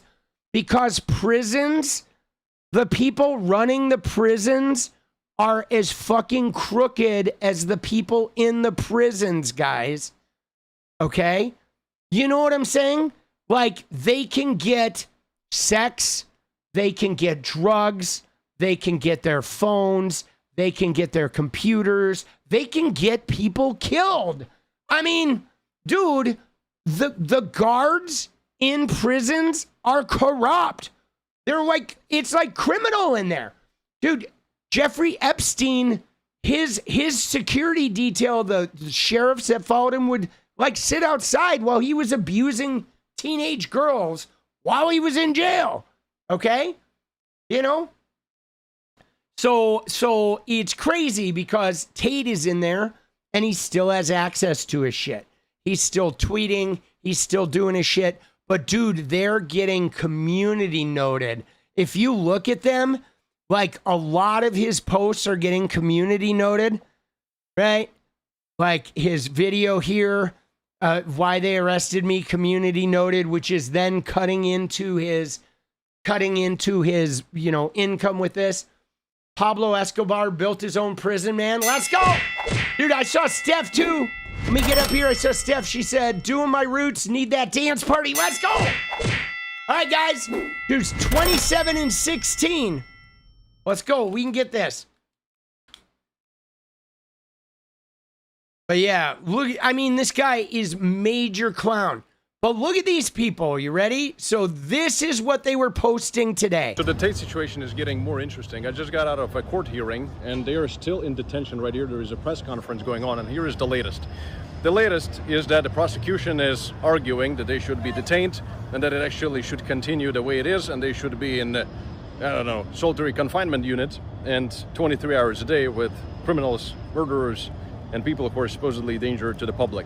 However, when the defense, and there are lawyers right here, when they were saying, could you please provide us with any proof, anything that the UK has provided, the defense is like, oh, we don't know, we don't have a full package, it might take 60 days for us to receive any kind of information and full package, and then the defense is going to receive it. So how they're even supposed to argue against their solitary confinement and detention, how they can go into a detention hearing, which is now scheduled for the 13th of August, without even the ability to see who's the accuser, what is the fucking proof? None of it. Yeah, but homie, here's the deal. See, these are the Tate followers, because this guy is a fucking dunce. Because Andrew Tate, he's not going to see any of the criminal case in the UK. He's being extradited. Okay, so he's going to have to go to the UK and stand trial to see the accusers, right? Obviously, there's enough evidence for them to ask for extradition, okay? But he's not trying the case in Miami, Florida. It is simply the UK has charges. They want to put him on trial. They want to bring him to the UK. The hearing is should he be extradited or should he not be extradited? Okay, that doesn't involve them proving the UK case. It is simply a matter of extradition, right? And why he thinks he should fight the extradition. But like this guy's like, oh, he needs to see the accusers. Like, fuck that, bro. Dude, yeah, this is one of the Tate's new boyfriends. They have a couple boyfriends that are now going to Miami. And they're basically, what this guy's doing is he's just trying to become an influencer, right? He's taking this as his opportunity to go there and make Tate content and see if he blows up, okay? The boy Gotti's, let's go, right? But this guy doesn't seem to understand how this shit works, right? He doesn't, you know, but dude, he's not getting, right? He is not getting a lot of support. Now, here's the one guy who was out here supporting Tate, okay? Look at this guy. This is the one guy. Free Tate. Free Tate. This is the one dude who's standing out there with the sign. This guy is in love with fucking Andrew Tate, bro. Oh my God, dude. Look at this guy, dude. He's in love with it. In love. I'll be out there again tomorrow. Join me. All right. And here's a dude who interviewed him. All right. You ready? Ready for the interview? Here we go, guys. Oh, shit. All right, everybody. So I'm joined here. All right, everybody. So I'm joined here today with the lone protester who's been standing outside of Andrew and Tristan Tate's jail all by himself. Brother, I want to ask you, what brings you out here to stand all alone for the Tates? It's entirely, they've been there for us. Now we can be there for them. I don't care about anything else other than those two sets of eyes up there, seeing me, looking down, and knowing that there is at least one person out here that's saying, I got you. They're trying to break them. That's all they're trying to do right now. And if they can just look out that window and I'm even providing them a little bit of comfort, that's all I care about. Yeah. What would you say to the people watching that'd be like, oh, like, that are mocking you for being the only person here? What would you say to them? I literally don't give a fuck about you. Let's go. And would you say that more people need to come stand with us, or? If you want to, absolutely. But come here for the right reasons. Come here just because you want to comfort them. That's the only reason why I'm coming up. Let's go. So be the same. If you're trying to get famous, you're trying to do clout, you're trying to get the fuck away from it. It's only just for them. Let's go. All right, brother. I appreciate Dude, first off, like, what is the sound going on, bro? Like, how the fuck do they not have like a minimum amount of, can you get a mic that has some sort of noise cancellation? Like, it sounded like they pumped fucking crowd, like they pumped, you know, city noise. Did they add noise to that track? Like, I mean, I know they're under an overpass and shit, but like, holy Christ, dude. The sound is just killing me, dude. He's like, yo, only if you're here, only if you're coming to comfort those two men up there, right? You must be here to comfort those two guys. If you're looking for clout, if you're looking to get famous, don't come. It must be to comfort those two rapists in the jail, right? Those human traffickers. We are here for the comfort of the human traffickers. Bro, that is so wild. Why he like 4'10"? And he is pretty small, dude. Oh my God. I mean, I don't know. I'm a little surprised there's not like, you know, 20 people there. You would think Andrew Tate could muster 20 protesters, right? Am I wrong in thinking that? I'm a little surprised that he doesn't have like 20, 50 people there. I mean, he is fucking, you know, if you look at his social media, bro is like fucking, he's got 10.8 million followers on Twitter. 10.8 million. You can't get 20 people out there? Dude, that seems crazy. His fans are all 15. Yeah, maybe that's it, right? His fans are all like 13 years old, huh? None of them can really travel. Yeah, I guess that's it. But yeah, so he's really fucking, you know, really got yanked here, guys, because he's trying to bring out the big crowds and nobody showed up. Right? He said, look at this guy, though. Here's his post. Right? This Catherine Dior, she is somebody who is stumping for Tate. There she is, eating some ice cream. All right? And she's got some Tristan and stuff. Okay? She's talking about fucking Tristan as a father. So she was posting today. She said, guys, can I ask for help, please? If you see YouTubers' reaction videos to Andrew and Tristan arrests, can you tag their ex for me to my posts? Send them my video in any way possible. I want these people to know the boys are innocent. I don't mind if you take the video. Just share the information of boys' innocence far and wide. Thank you for your support. So she's on a mission to like, man, these guys are innocent.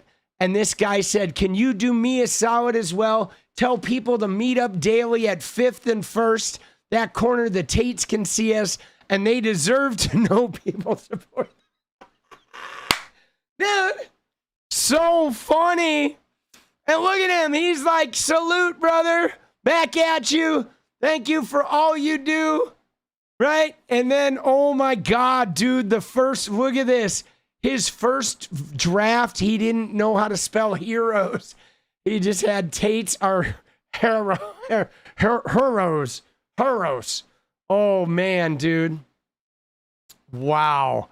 That is sad. Nobody cares. Right? Look at this. Read the room.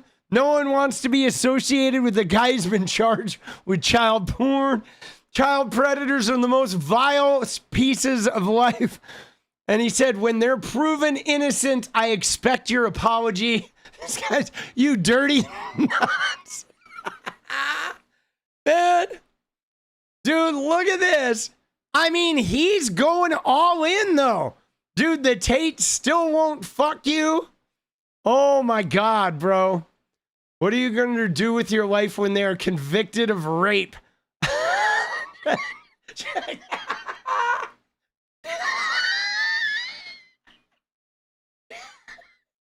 Dude, this one is killing me, bro. Dude, that is a man. Dude, I gotta save that one, dude. Oh, God, dude. That is crazy. Dude, check.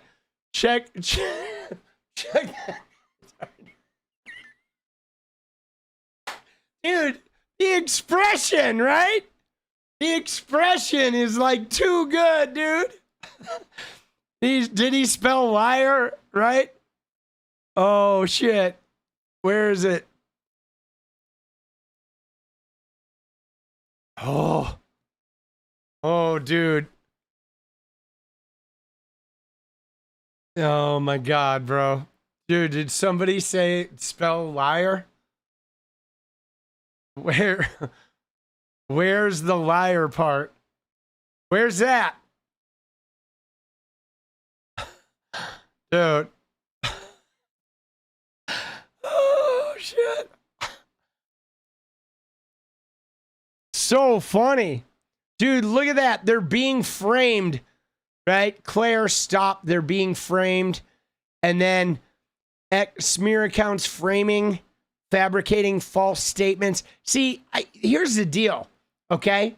You ready for this? So there's no doubt, I'm sure, that there are bot-driven anti-Tate things, right? I'm sure that somebody out there is bot-driving stuff, you know, hitting bot accounts, like spreading his, you know, saying, talking about his guilt and shit. Okay? I have no doubt that that kind of shit is taking place. But guys, the thing about Andrew Tate that baffles me is like, it's from his own mouth. Okay? This guy has said, he's admitted to camming underage girls, hooking up with underage girls. I was on a debate with him when he was skeezing on a 16-year-old. Okay, he's got countless videos of him talking about choking women out and beating them and all this nasty shit. It's like the evidence is his own shit, independent of whatever they have in court. You could literally just like play his own videos in his own words and put this guy in fucking jail, man. You know what I'm saying? Just have one of the women he abused come forward and say, yeah, that's the guy. And off he goes. It is a done deal. Guys, we got 3 minutes. We need 27-3, baby. Let's go. Oh, shit, it's dance party time. Dude, yeah, his own words. This guy. All right, we're gonna continue coverage, but we have to try and hit the dance party. 3 minutes, baby. If you want to dance, let's giddy up. Yeah, dude, he is like a disaster. You could literally just play his own videos. Dude, I mean, among the charges, again, and here's the crazy thing too, is right now they're trying to avoid going to the UK, but guys, in 2015, Andrew Tate and Tristan Tate fled the UK. They left because they were on the run from rape charges and from camming underage girls and from some abuse accusations. That is why they moved to Romania, okay? They fled in 2015. They set up shop in Romania and continued their dirty business there, manipulating, camming, abusing women. But they literally fled the UK 11 years ago, guys. And they've talked about why they fled. They've talked about, 15-year-old girls that Andrew Tate cammed and dated when he was well above age. And 16 is the age of consent in Britain. And you can't cam a person even if they're the age of consent. And I mean, so these guys, it's like, just go back to the UK and defeat the charges. If you're innocent, you got good lawyers, you got plenty of money, go back there and win. We got 1 minute, guys. 1 minute.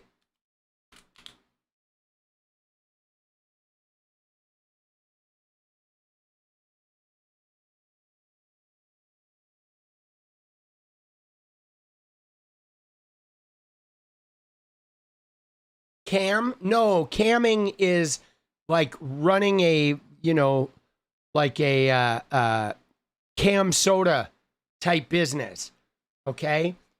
Camming is meaning he was putting underage girls on cameras doing activities for men for money. Okay? That is, highly illegal. And I mean, the thing, dude, Jason, shrimp on the barbie, let's go. Yo, baby.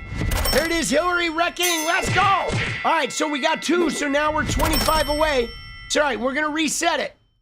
Let's go. We're coming in late, we're gonna reset it. Dude, Jason's shrimp on the barbie. Let's fucking go, baby. Oh, Jason's Australiana. Fucking shrimps on the fucking barbie. Let's fucking go.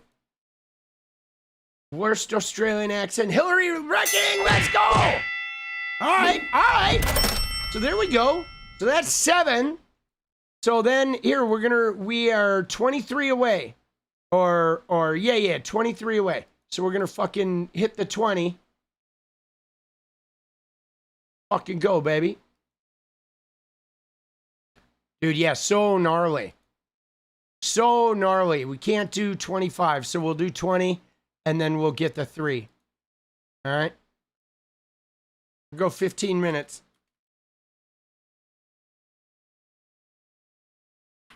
Let's go, let's go! There it is. Yeah, no, it's crazy, dude.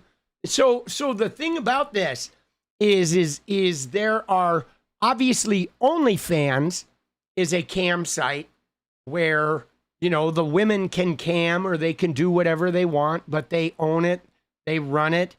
But what he was doing is he's talked about this at great length. Dude, Jason's Australiana, let's go!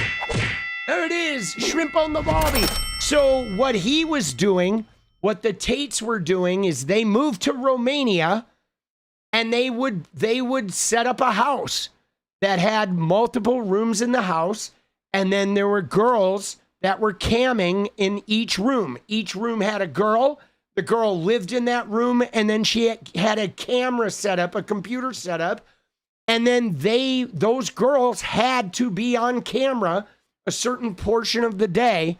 Fucking, you know, I don't know if it was 8 hours, 10 hours, 12 hours, but they had to be in front of the camera making money, doing sex acts for money with men. And then he even says they would take the keyboards and type to the guys and shit. And then he held them there and they couldn't leave and they couldn't go anywhere.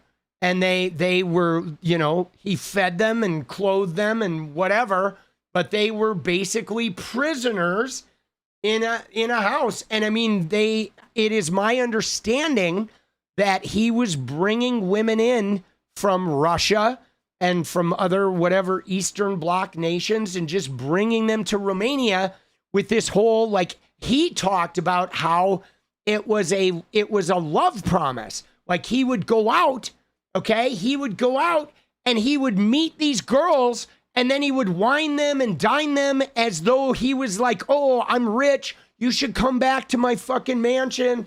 Don't worry, I have some work for you to do. And he would do a love trap where he would get these girls that were struggling. Maybe they had a drug habit and he would get them to fall in love with him or believe he loved them.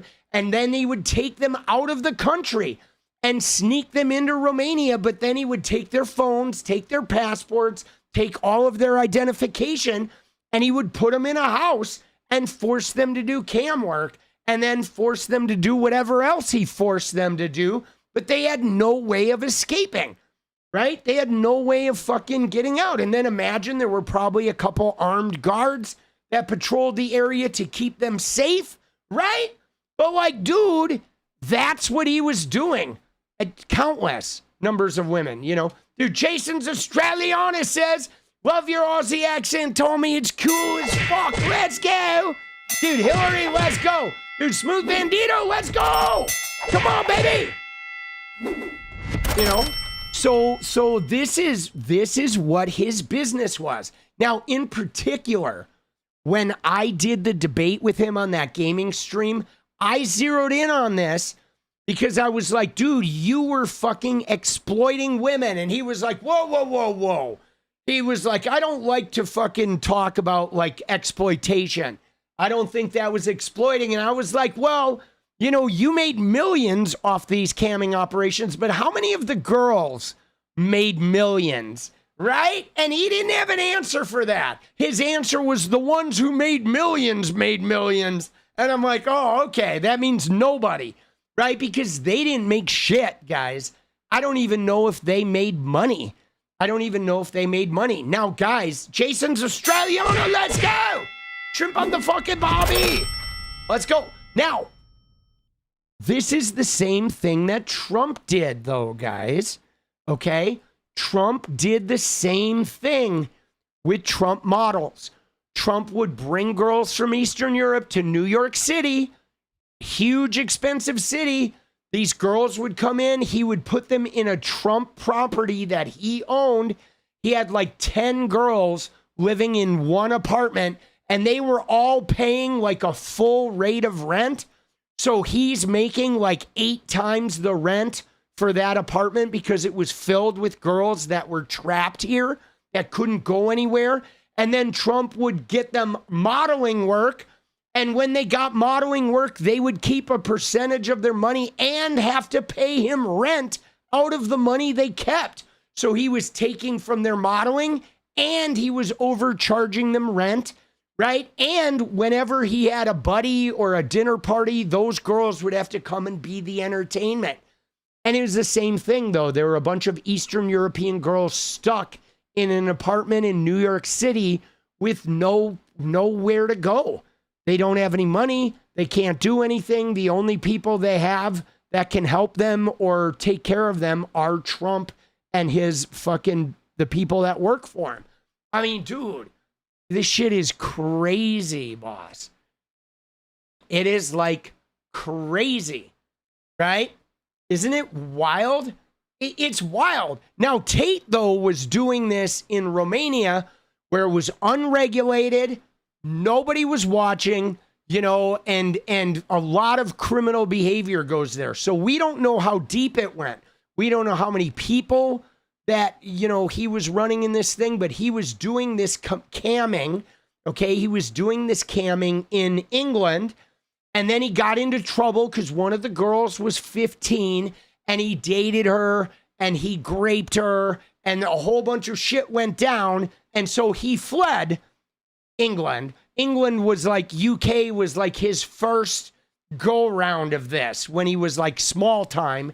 And then he went to Romania, and I think in Romania, they started a much more significant business, But, you got to figure, okay, if he had 20 girls, okay, and, if they're doing this, 20 girls, it's reasonable that they, could be bringing in, $500 a day. So one set of 20 girls would be like $10,000 a day, guys. That is like $4.2 million. You know what I'm saying? $5 million a fucking year. Okay. You know what I mean? And that's like a conservative estimate. And then if you take some of that other money and start like funneling it into other underground business, like moving drugs or, casinos or whatever. I mean, God, the amount of money. Imagine if he had 100 girls working. Okay. That is now, right now, that's like $20 million a year, a conservative estimate. Okay. Then, I mean, it's like potentially a lot of money. And it's possible that they're making even more than that because they, with camming, they can do like special request shit. They can charge, $100 to do vile things to themselves or one-on-one sessions with people. I mean, it's insane, right? It's fucking wild. And when you get over into Russia and Eastern Europe and, the Slovakian areas, there is a lot of this, like there's no real regulation. Okay, the police there just sort of look the other way. People are paid off and, paid to sort of look the other way. I mean, it is a significant, operation. And you ready for this? Okay, you ready for this? This is like, I don't want to blow any minds here, but this is think about how many religious people there are. How many how many like Muslims and Christians and devout Jewish people are there in the world, right? There's billions, okay? Well, camming is where a lot of those deeply religious people play out all of their sexual fantasies, is these cam sites, because there's no way for them to get fucking busted, okay? If you go out and hire prostitutes, there's a risk, right? If you go out and pay for sex, there's a risk. But if you are a deeply religious person with a lot of like sexual fucking you know, issues going on where you have a lot of weird sexual proclivities, you can pay to do that shit in the cam world, one-on-one with a girl, and like she's not in the room with you, but you're not risking going to jail. So like these cam sites, these illicit foreign operated cam sites are like the type of businesses that flourish in deeply religious sort of areas, okay? Worldwide, anywhere where there's like a lot of really intense, oppressive religion, the people that are involved in that shit are like probably spending a lot of money in this stuff, okay? You know, because it's safe, man.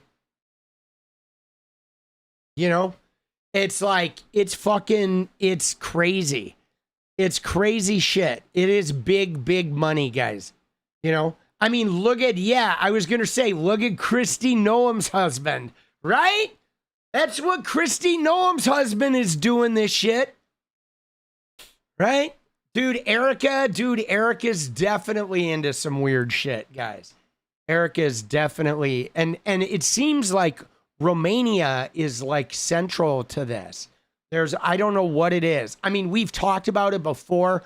I believe it's a combination of Romania being, you know, having a lot of organized crime, having very lax, you know, police that are easy to pay off and are not looking for shit.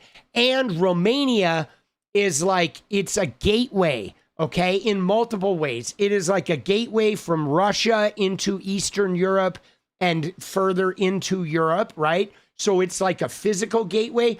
But Romania is a gateway for religion too, because a lot of religious organizations here work with orphanages and they build churches and shit in Romania. I don't know why that is. My half brother, okay, I have a half brother who has a fucking, it's like a warehouse he has. It's called Hand of Help.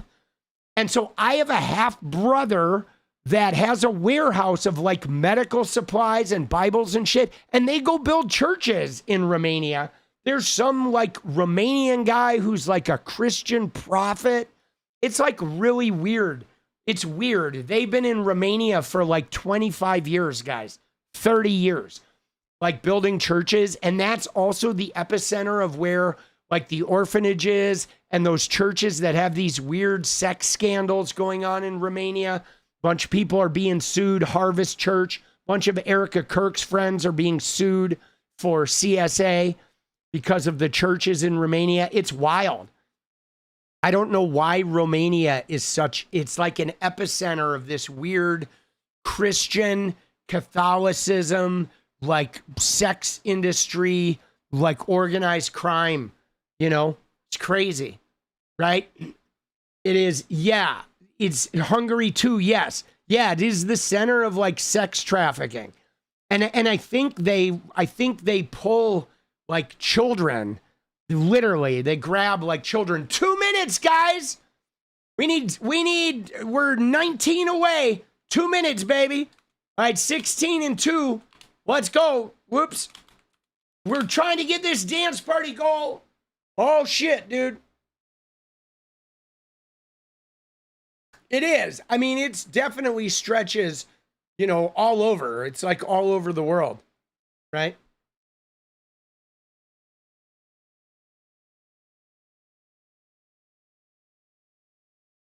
Dude, it's pretty crazy shit, guys. It is like, you know.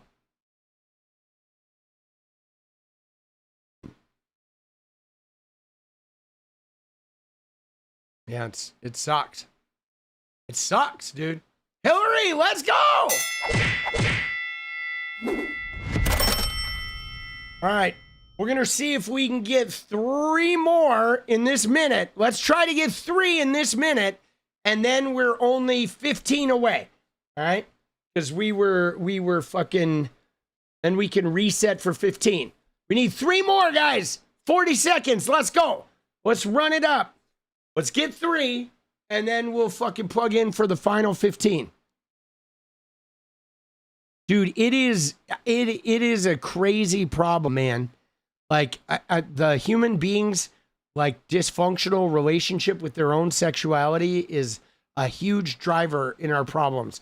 And, you know, the demonization of sex and sex work, you know, it's pretty rampant.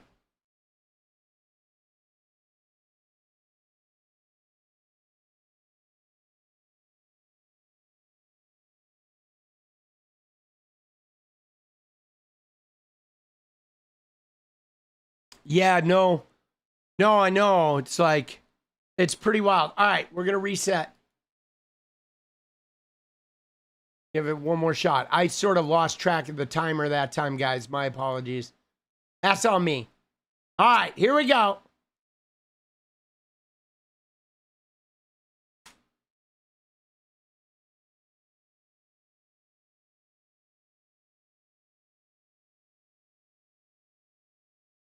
Let's go. Giddy up. We're going to do 15 and 15, baby. We got this.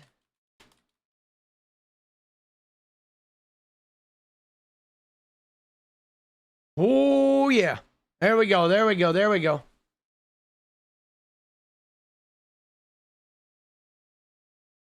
Let's go. Let's go. Let's go.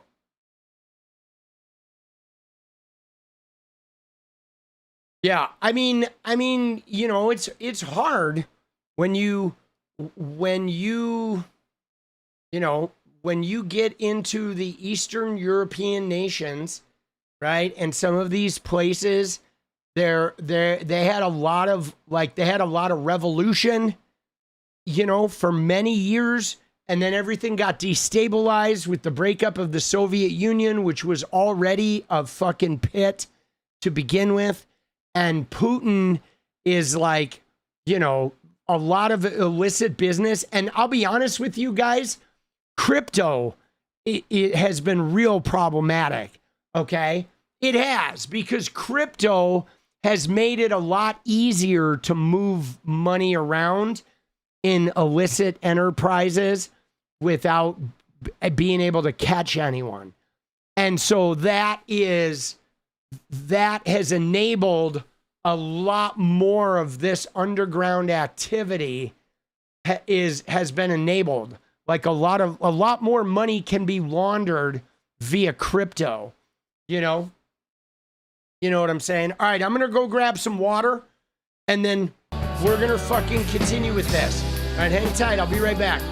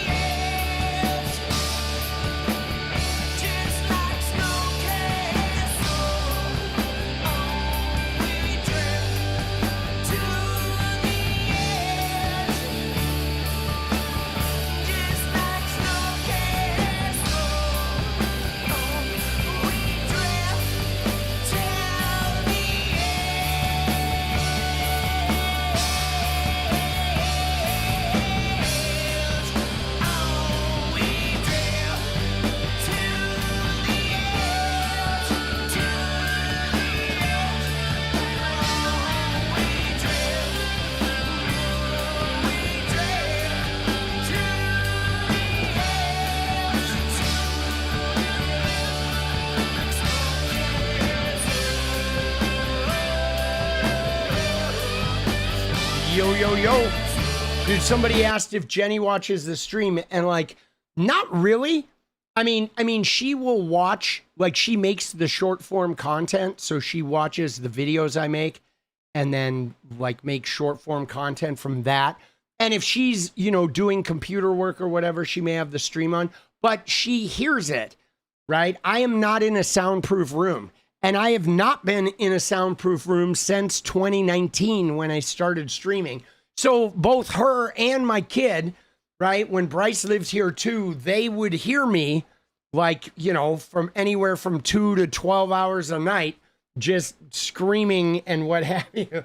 Like when I was a gamer, it was probably pretty crazy because I used to do these like 12-hour gaming streams. And so they would just be hearing me all night, like screaming at fucking Fortnite players and shit. Right? Dude, yeah, the crypto has enabled a lot of this, you know, behavior. It absolutely has. But dude, Tate, fucking,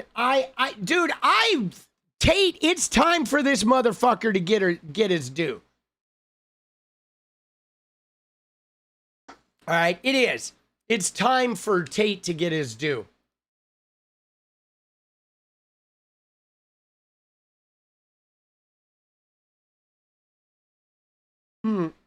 Yeah, but so freedom, there, like Trump, there's nothing to pardon. Just so you know, with the Andrew Tate case, there are no charges here in the U.S.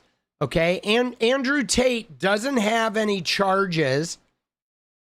All right, he has no charges at this time. He's just fighting extradition. Okay, that's what's going on now, and you know, Trump has said he's not going to intervene. I at this point, I'm trying to figure out how they would get him to be able to win against extradition. Like, you know, if the UK has a compelling case, he should go like stand trial. I mean, you know, I don't understand how he thinks he should, you know, be able to get out of this. I mean, to me, they would have to prove it's some political witch hunt. And I don't think it is, you know. But they have been posting this shit all day. Like this guy, look at this. We feel great and we feel good about the process going forward. I just want to make a brief recitation of events that has led up to where we're at today. There's a long-standing court order in effect in Romania. That court order essentially, in purpose, stays the United Kingdom's extradition proceedings. This is how Andrew and Tate have been traveling across the world for the past several years. Every time they take a trip, every month they go back on the 21st or the 17th, whatever the Romanian court requires, and they have made their appearances. They have fulfilled the obligations of their judicial release in Romania to the letter of the law. They have never, ever missed a date. The agreement with Romania in the United Kingdom is for the United Kingdom to step back and let proceedings play out in Romania. And that we feel great. So all right, so I guess that's the crux of their case, is that, oh, the Romanian, they're trying to use the Romanian case and the Romanian case playing out to prevent the UK case from happening. But I think Romania should just come forward and say, you know, we're okay. Let the UK take their crack. We'll wait. Dude, that is funny, bro. That like, oh, they show up every month in Romania, so therefore, dude, fuck that. I want these guys, dude, I want these guys in the UK. I want them to stand trial. I want them to pay the piper, okay? I want them to pay the piper. It is time. Sorry, Tate. Yo, Andrew, what's up, homie? It's Political Punk here. You remember me? Yeah, I kicked your ass in a debate back in 2022. How you doing? Dude, so why'd you block me? You're soft. You know that? You're soft. Even Kermit, look at him. He's like, you're soft. You're soft. Weak. Blocking me? Dude, what a skunk, bro. You realize you're getting community noted like every post, right? The whole world is laughing at you, right? You beta male shit. That's what you're doing, dude. You've been prancing around like some crazy like alpha machismo guy. And then you're like, oh, I can't have bottled water. Oh, they're so mean to me. Oh, Oh, I don't have my blankie. Dude, you don't rape. That's the general consensus. Maybe you should have stopped raping, and then we wouldn't have to listen to you bitch like a beta. All right? All right, fuck you, boss. You're going to prison. Let's go. Fuck you. Bye-bye. All right. Dude, let's go. You loved his outfit? Oh, dude, I did. It was a great blouse. My mom, guys, my mom had a purple blouse like that. It looked really good on my mom. Okay? My mom looked really good in the purple blouse. Oh shit, dude. So that's their stuff, bro. Dude. Blocked. All right, today was a big day, guys. Blocked by Tate. All right, Tatey. All right, guys, you ready? Let's go. We got 5 minutes. If we're dancing, this is it. This is the last chance for dance, guys. 5 minutes, baby. We need 15 and 5. Let's giddy up. Here we go. You want it? Now's the time, boss. All right, let's go. There's the taster. Then we got to go cover Trump. Then we got to look at some other MAGA shit. But we got 5 minutes. We're down to our final 5. 4:44. Let's go.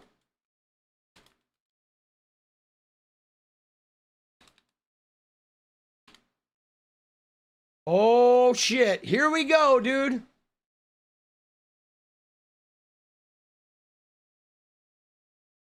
Four minutes.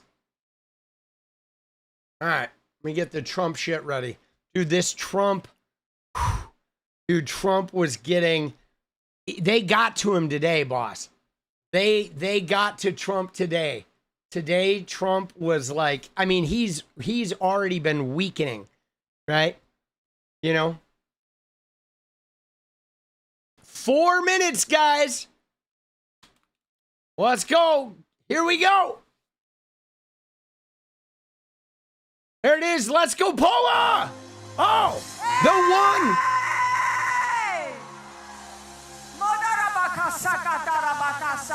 Sakatara. I want to see Trumpy get booed. Let's go, Petrazi. Let's go, dude. Kelly Brannon, let's dance. Let's go. Dude, Le Boss. 𝗙𝗍𝗍's in the house. Romanian Baby Farms 2. Ick. Dude, that's a serious ick. Dude, Stephanie, let's do this. Coming in hot. Dude, Anne-Marie Pine Box. Let's go.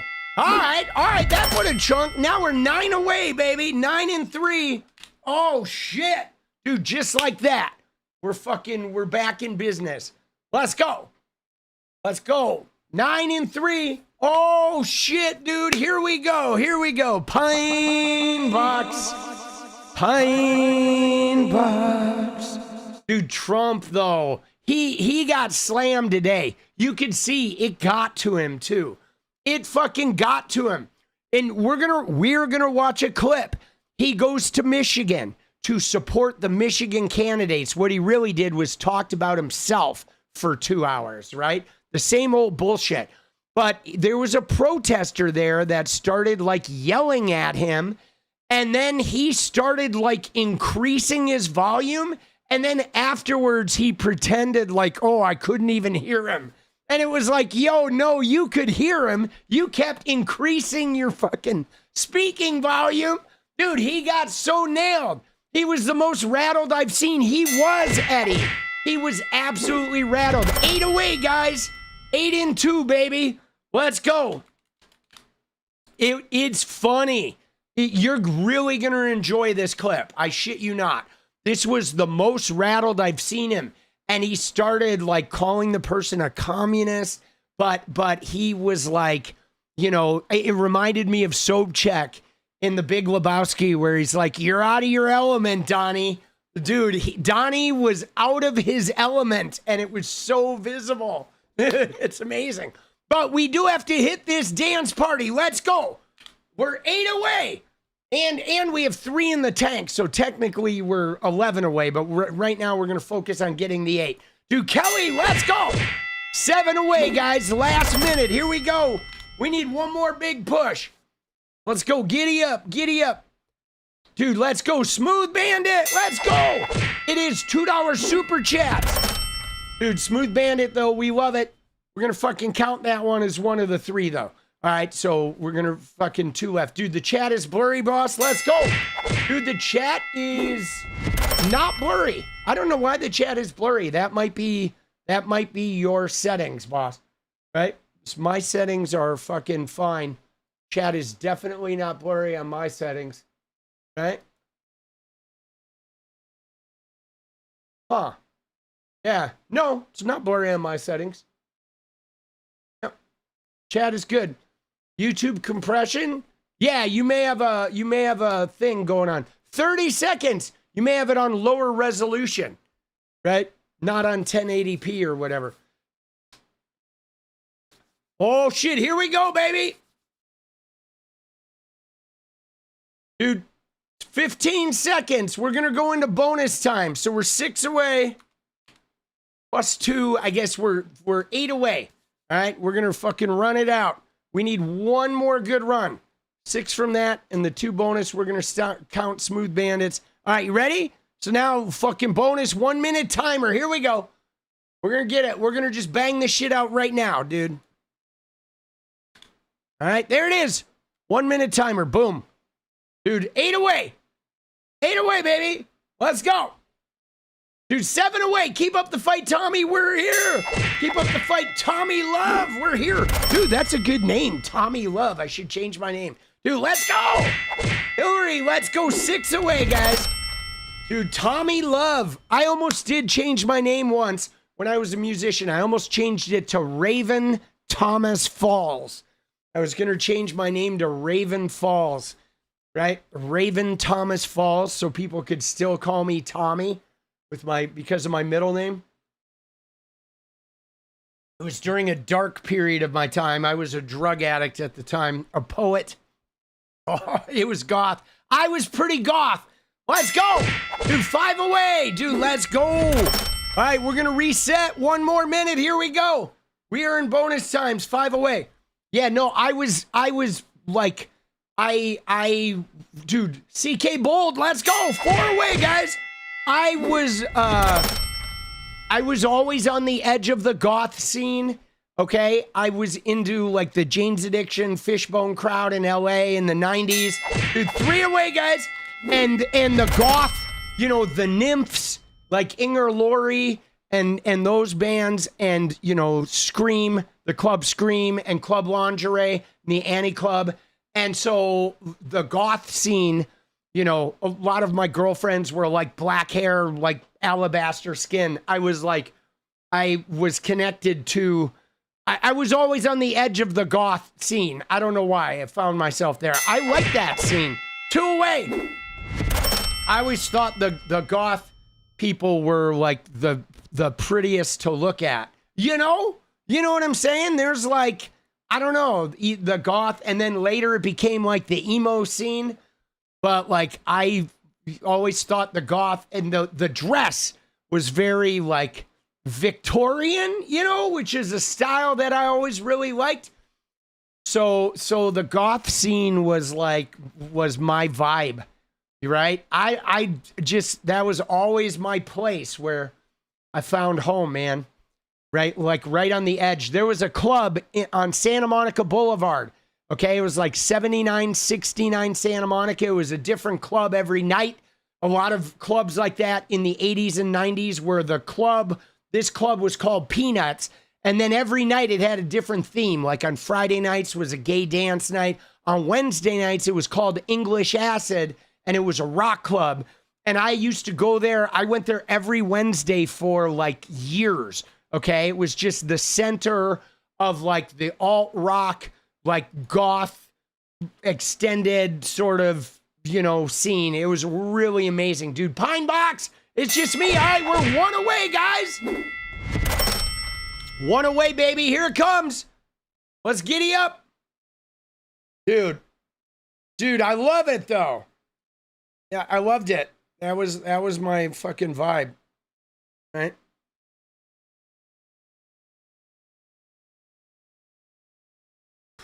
Did I ever visit Gilman Street? No, Dude, I've never been inside Gilman Street.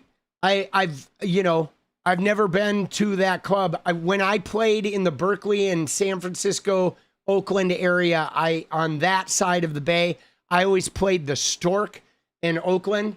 So I never saw Gilman Street. Like, yeah, it's a bummer. I probably would have if I'd gone to UC Berkeley. There it is. It's just me. Let's go. Bringing it home. So I did get accepted to UCLA and UC Berkeley, but I went to UCLA because I was too afraid to go that far from home, and I didn't really have any money. I had no way to like really survive if I went to Berkeley. All right, let's go. All right, you ready? So, dude, here we go, guys. Dude, but the fucking, it was a really good scene there. It was like a great scene up in the north. Dude, yeah. I don't know. I kind of wish I had gone to Berkeley sometimes. Like, I wonder what would have, where I would have gone. Because I liked Berkeley, you know, because it was like the center of activism in the 60s and all that shit. And you know, but I went to UCLA. Might have ended up a Deadhead. No, I don't think I would have ended up a Deadhead because I went to plenty of Dead shows, guys. I've seen the Dead like a handful of times. Because I was also on the edge of the hippie sort of subculture as well. Like, you know what's really interesting about me, guys? When I look back, is so you know how like I like scenes, okay? And I liked being a part of scenes, but I was never a part of just one scene. Like, I would have a scene that was like my primary scene, but I liked to have my toes dipped in other scenes. So I had like, my primary scene was like the Scream, Club Lingerie, sort of goth adjacent, Jane's Addiction, Fishbone, you know, like indie rock, right? That LA homegrown scene. But then I knew a bunch of hippies. And so I also had feet in the like hippie scene and would go to Dead shows and smoke opium with the hippies and hang out with like hippie girls and stuff too. And then I had the frat boys because I was in a fraternity at UCLA. So I had a group of like frat boys that were, you know, going to grad school and becoming lawyers. That were another scene that I would plug into.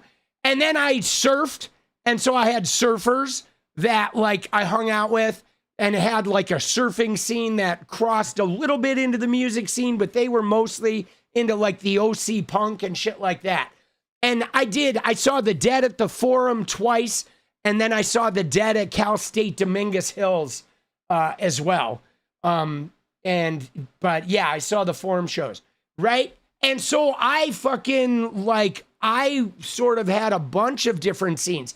And even in LA, you know, there was a scene that went down with like Marty and Elaine at the Dresden Room, and that extended to like 3 of Clubs or whatever, 3 of Hearts, whatever, Ace of Hearts. There, I don't know, I can't remember the name of the club. It was something, I think it was Ace of Hearts or whatever. But there was like a lounge singer vibe that was also into sort of the Zoot Suity shit and like the Zoot Suit Riot kind of shit. And like, I would hang out in that scene too, you know, which were like the Chris Isaacs adjacent sort of like croony, loungy, like lava lounge kind of rockabilly, post-rockabilly lounge singer vibes. So I like kind of dipped into a lot of different areas because I thought they were all like kind of cool. You know what I mean? And LA was actually kind of neat like that, you know, there were crossovers in the 90s, okay? Scene switchers were called floaters. Oh, that's funny, dude. That's funny. Dude, that's weird. I guess I was a floater. But it was really, you know what I'm saying? It was really a fucking, you know, like the 90s in LA was like really magical, okay?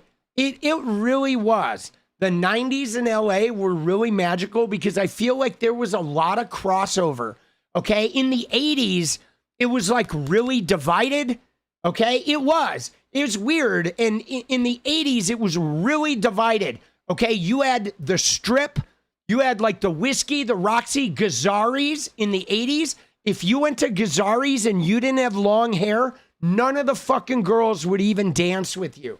They wouldn't even talk to you, okay? I had short hair, and in the 80s when I was, in college, like 87, we would go to Hollywood, we would go to 𝗙𝗪𝗏𝗏s, and I had short hair, and no fucking girls on the Strip in like 87, 88 would even talk to you. If you needed long hair, you needed eyeshadow, and like some type of leather or spandex, or nobody would fucking talk to you.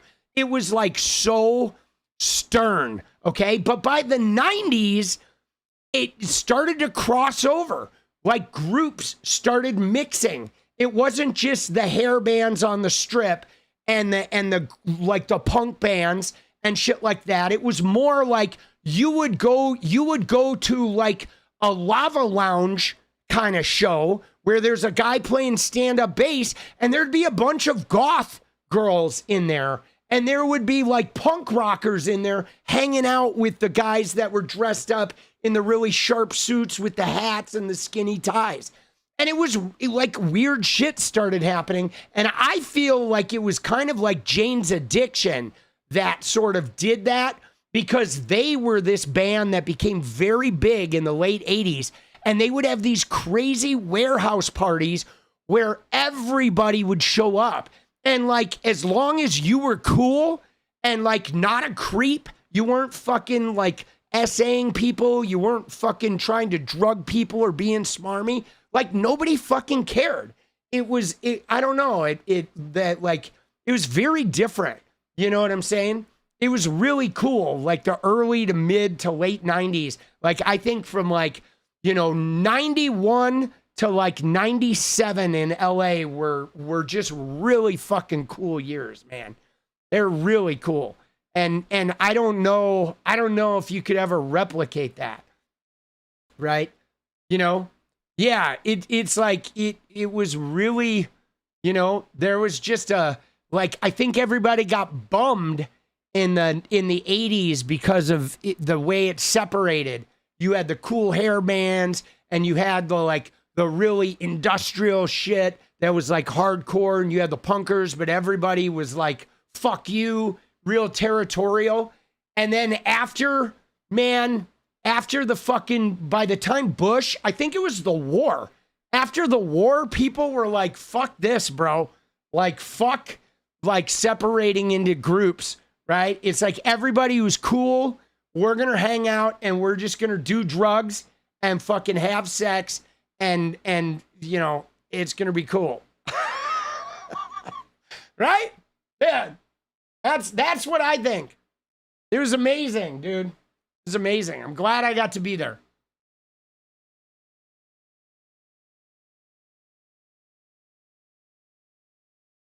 Nowadays, a lot of people your age group go out with your friend groups, don't hardly even talk to people. Yeah. It's true. I mean, my son was telling me that, like, he went to community college for a while. Dude, Al's Bar was pretty cool. And Raji's, you remember? If you're talking about Al's Bar, fucking Raji's, right? Dude, Raji's was another one, right? That was in the fucking very Al's Bar. You had Al's Bar, you had Raji's, and another place that everybody used to go that only occasionally had music was up off Hollywood.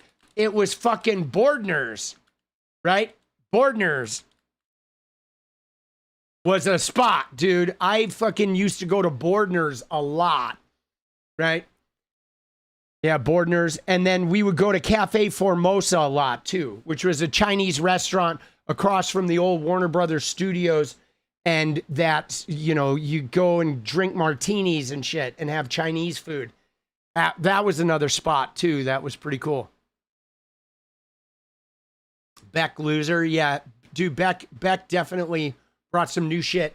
Dude, Beck was crazy. Like a guy I went to high school with is his bass player, Justin Meldal Johnson. More fun before the internet? Yeah, I don't know. I don't know about that. That's just it. Maybe the internet's pretty fun too, right? Dude, Beck was pretty cool though. Coconut teaser. Dude, the coconut teaser, now you're talking. Dude, I used to live 2 blocks from the coconut teaser. I lived right behind the Laugh Factory. Coconut teaser and the Crooked Bar was the acoustic club in the basement of the teaser. And that was on the corner of Sunset and Crescent Heights.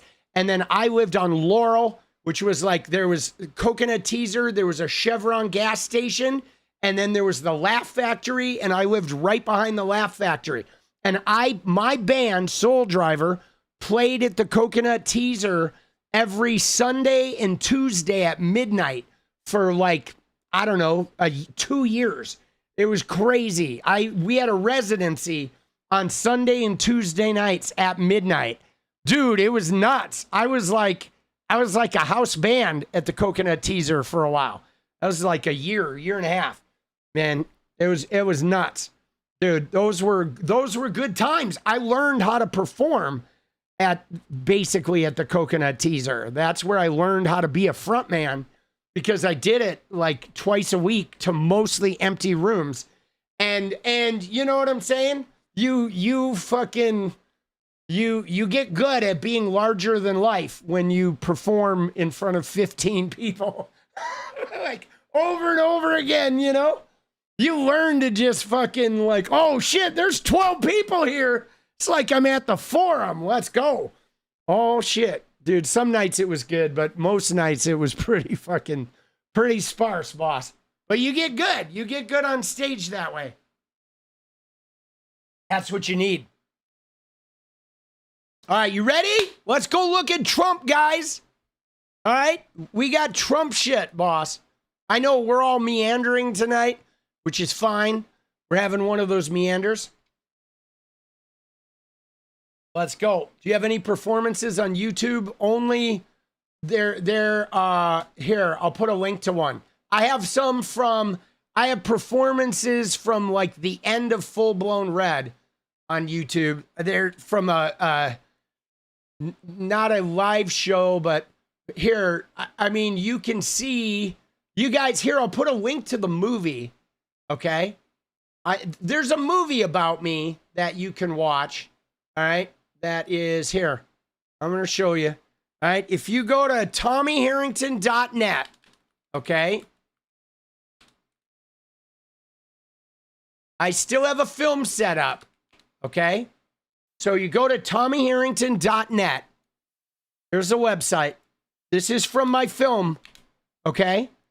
And then there's a little thing here. This was my website when I was making film. And it has a story about Let Go Afterglow and Failure Looks So Good and links to the music. And then right here is a link to Dave Camp. He died of cancer. He was the producer of this movie. So these guys, they made a movie about me when I was a one-man band. This was shot, a camera crew followed me from like 2004 to 2006. It was right around the time I found out I was going to be a dad, and I was going on touring around the country, and I had been sober, and I went back to partying. But they made a movie that came out in like 2010. And then when the movie came out, it did some film festivals. It won some awards. And then I did a show at the Tiger Bar here. And that was the night I met Danger Aaron from Jackass. And he ended up dating my friend Kate. It's a long side story. But so they made a movie about me. So there is some, yeah. And Dave Camp was the producer who came in and kind of helped finish the movie.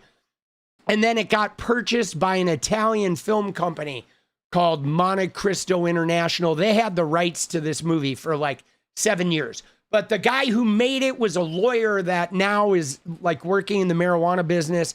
But Dave Camp, like he found out he got stomach cancer and he died, but he like paid his Vimeo for like 20 years or whatever. I think I'm going to change some of the music at the end that has copyright issues, and I think I'm going to release this on my YouTube channel eventually. But if you want to watch it now, it is at TommyHarrington.net.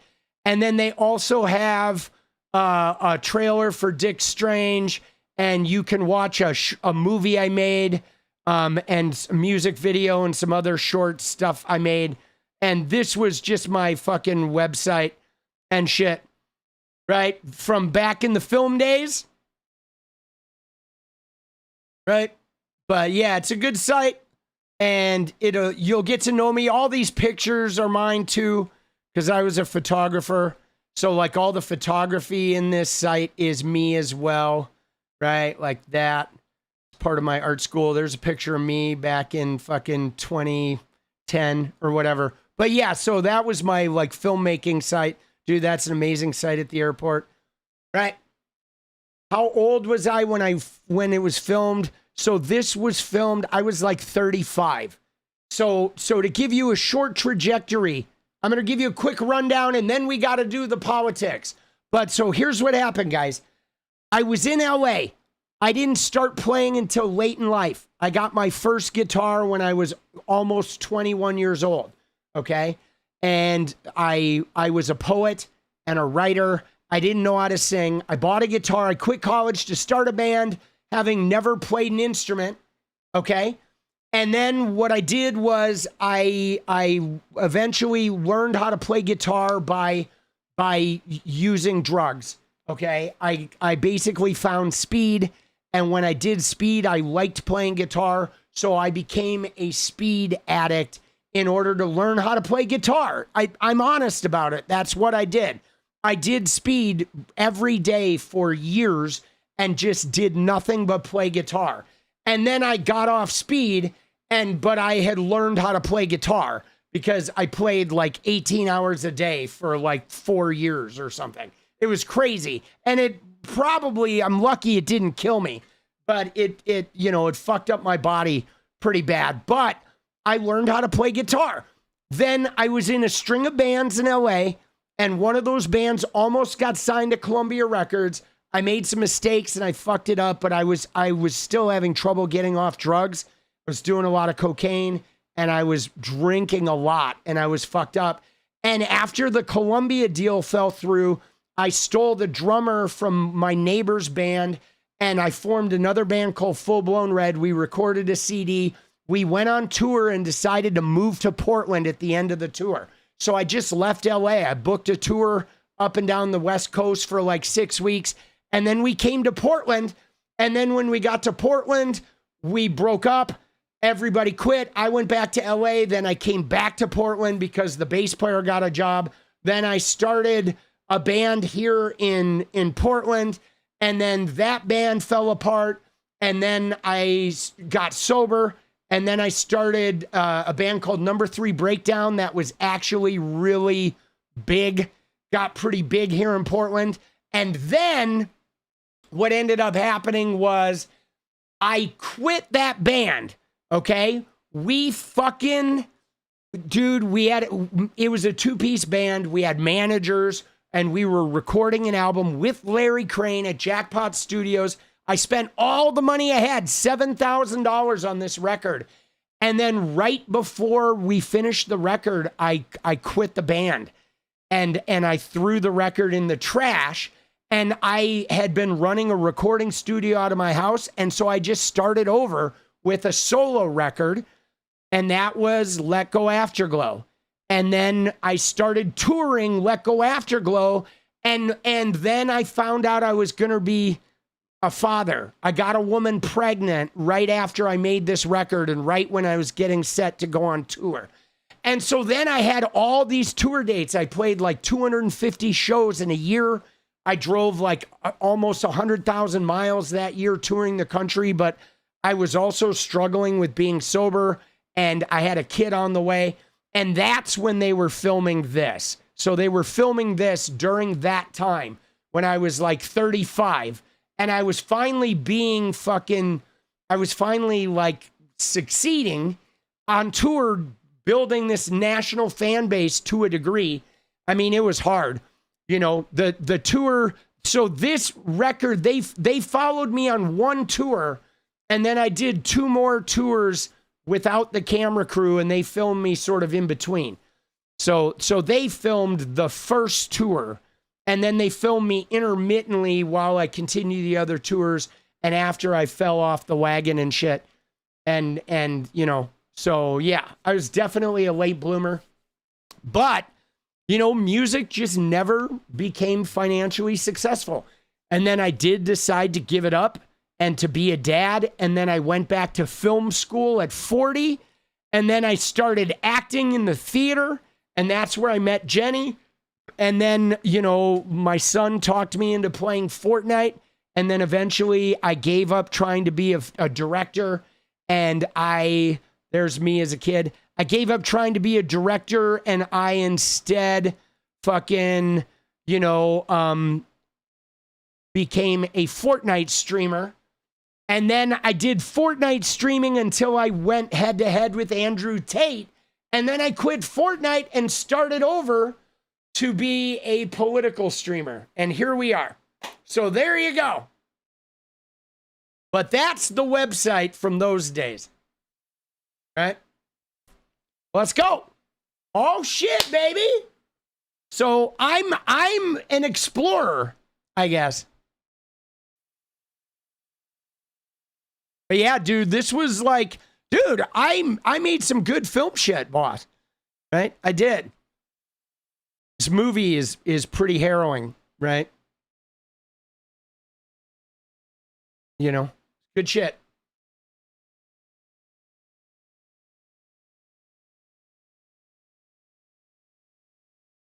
All right, you ready? Let's go to Trump, baby. Dude, we got to go to the Trump, dude. Dude, Trump. Dude, they fucked him up. You ready for this? Here it is, dude. All right. Again, this is Michigan. And guys, this is the most rattled I have ever seen Donald Trump. Okay? He gets rattled. Watch him. Now, I said this before. 2 things to look out for, guys. Watch him after he hears the guy. He starts talking louder and louder and louder. Then he decides to try to brush it off by calling him a communist. And then he tries to act like he didn't hear what he said. Okay? But he is rattled. Dude, Carter, let's go, baby. Let's go. Thank you, boss. All right, here we go. Oh, dude. And companies were coming in and just robbing us blind. And it was causing tremendous problems for your jobs. But now all of that is changing because I placed historic tariffs on foreign producers and manufacturers, including a 25% tariff on foreign automobiles, something that no other president had the courage to ever do. Dude, he was yelling. Look at him. He's a communist. Oh, he's a communist. He's a communist.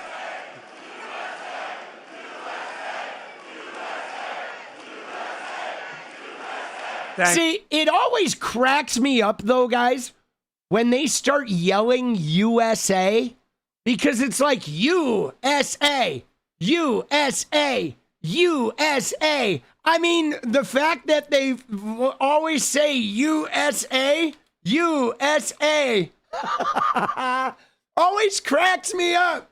Because the guy's like screaming, "You're a pedophile protector," and then his crowd chants USA, USA, USA. It's like, we know ESA.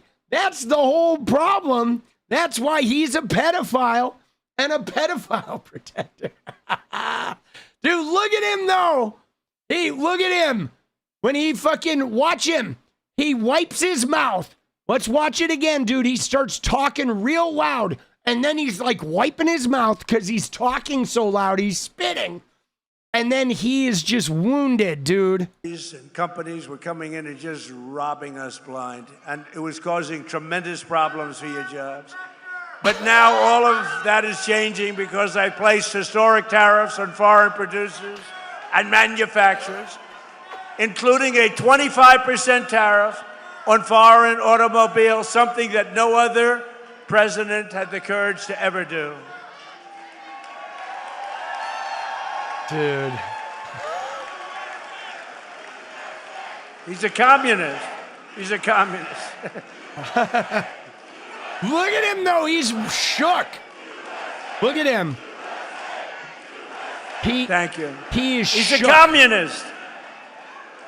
We're running against communists. Now, this is great. What's going on? But we're going to win very big. No. Dude, look at him, though, dude. He is shook, bro. Dude, he was talking so loud. And the auto companies, and I'm spitting. Yo, Trumpy, what up? Political punk here. Guess what, buddy? He's not a communist. He is not a communist. And you know, we're actually all laughing our ass off because A, you got real loud, okay? And then B, you were spitting on yourself. And then you decide, oh, a communist? Oh, yeah. But they were all chanting USA, USA, right? Because USA. You fucking dumbass. All right. And now I know, and now I'm going to play the end where you're going to tell us that, like, oh, I didn't even hear him, but we know you heard him. You're rattled, buddy. Fuck you. Bye-bye. Dude. All right, watch the end here, though. He says, oh, I didn't even hear what he says. Watch this, right?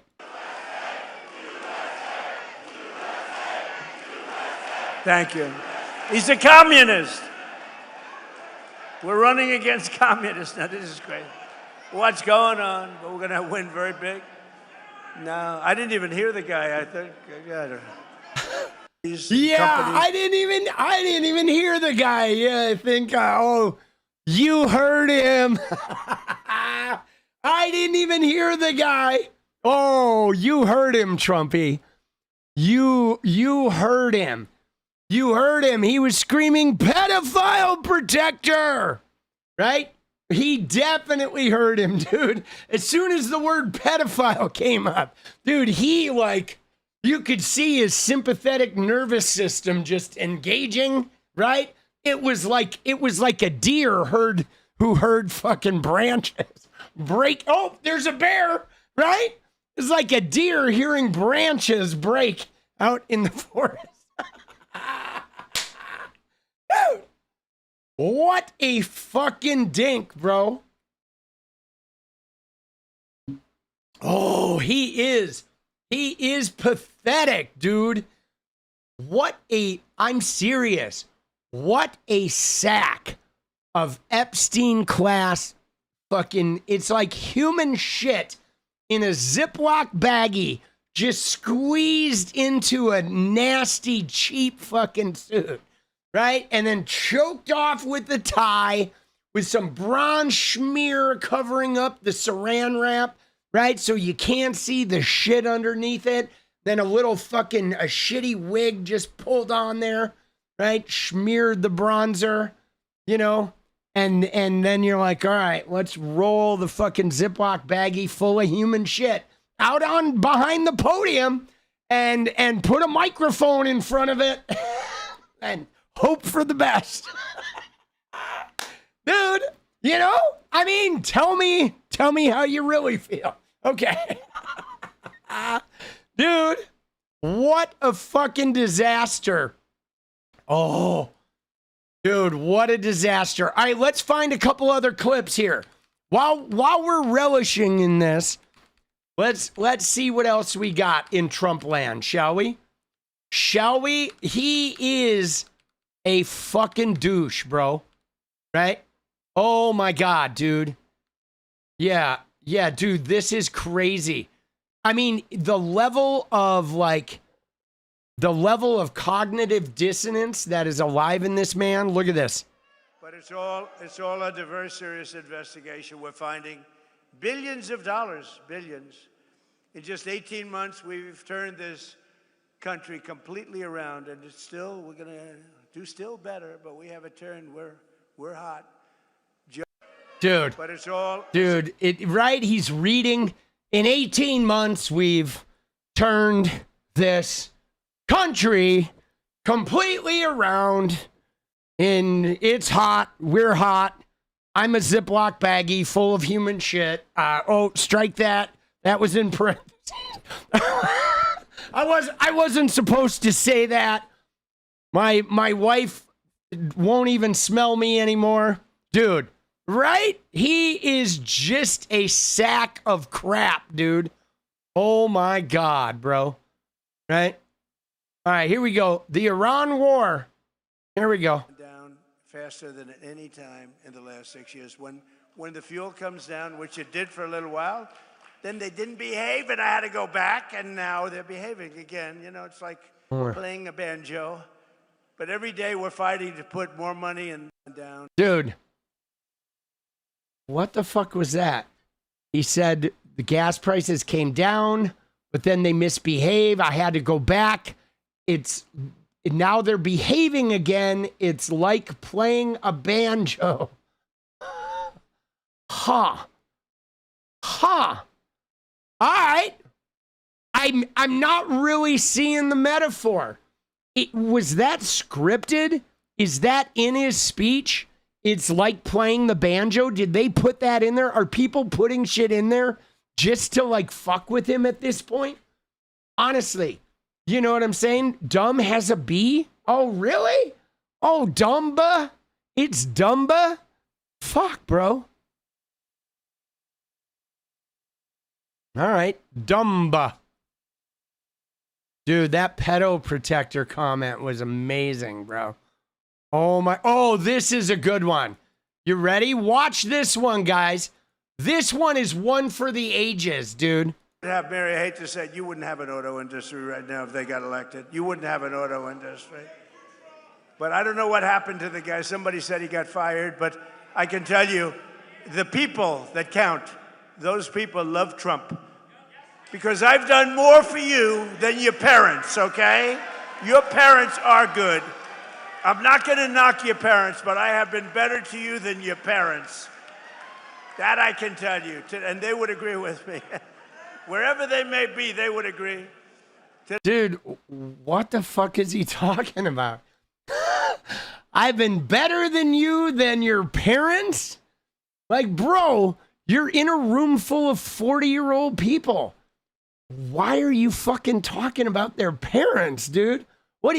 Are you their daddy now? Right?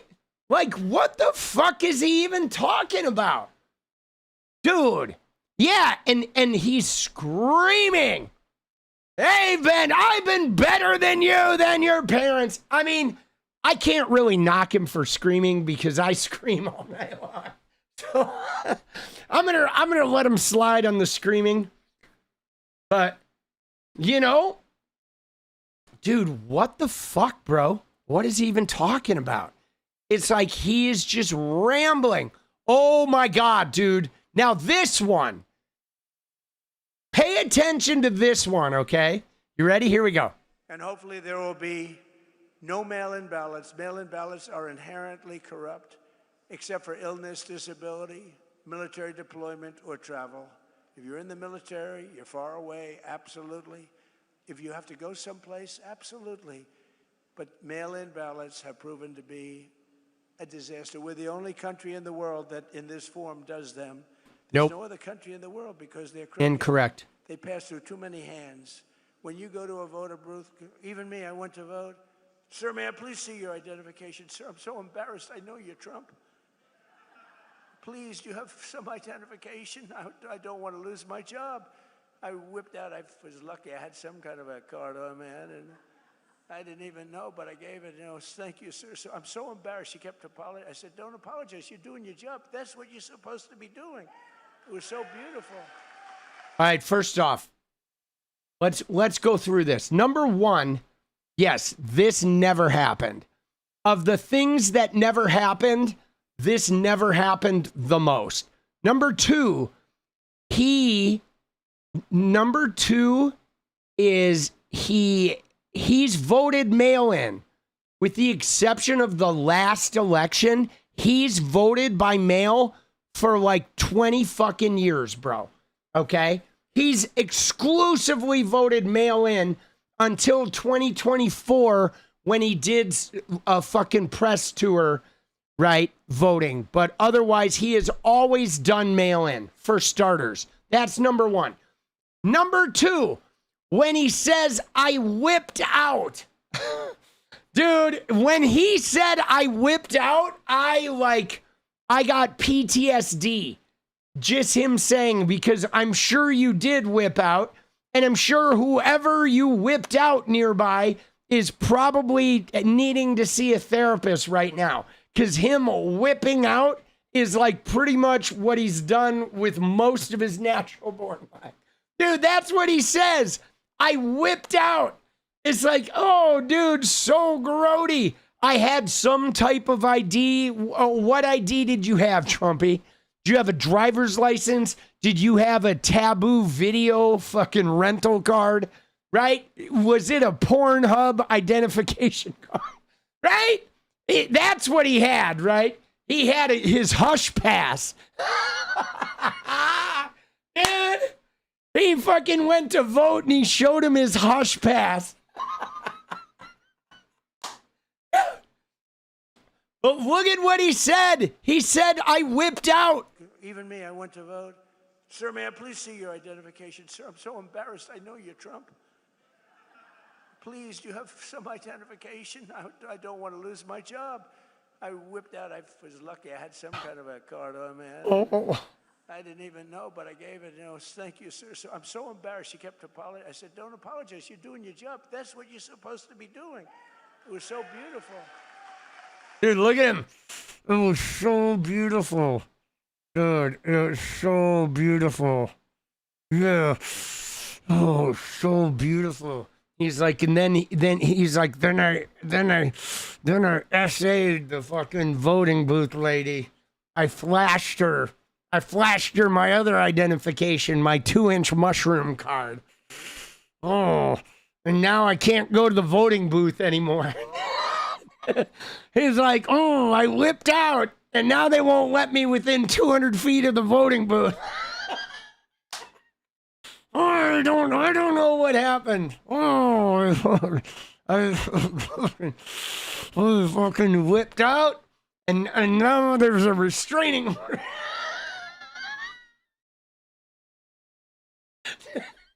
Dude, I can't go to the voting booth anymore, dude. Jesus, bro. What a fucking loser, boss. Oh my God. All right, here's the last clip, last Trumpy clip. Here we go. Cash bail. You kill somebody and you walk out. We will pass the Great Health Care Plan. That's what it's called, the Great Health Care Plan, to stop all payments to big insurance companies and give the money directly to you, the people, so that they can buy their own health care, which will be much less expensive and be a much better health care. Very simple. And oh, yeah, very simple. Yeah, so how's it going to be cheaper, boss? Right? Like the great healthcare plan, where it's magically going to get cheaper, like our rent and our utility bills. Dude, isn't it? 6,000% cheaper, I heard. Democrats are fighting us on that one, too. They're fighting us as hard as you can fight because, you know what? They happen to be owned by the insurance companies. The insurance companies receive billions and billions of dollars a year. They own the Democrats.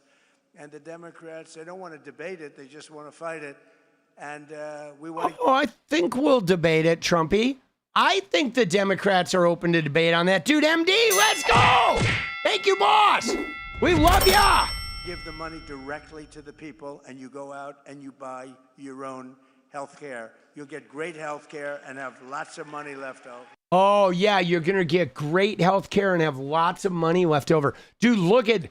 Nobody's cheering, dude. Listen to this. Money directly to the people, and you go out and you buy your own health care. You'll get great health care and have lots of money left over.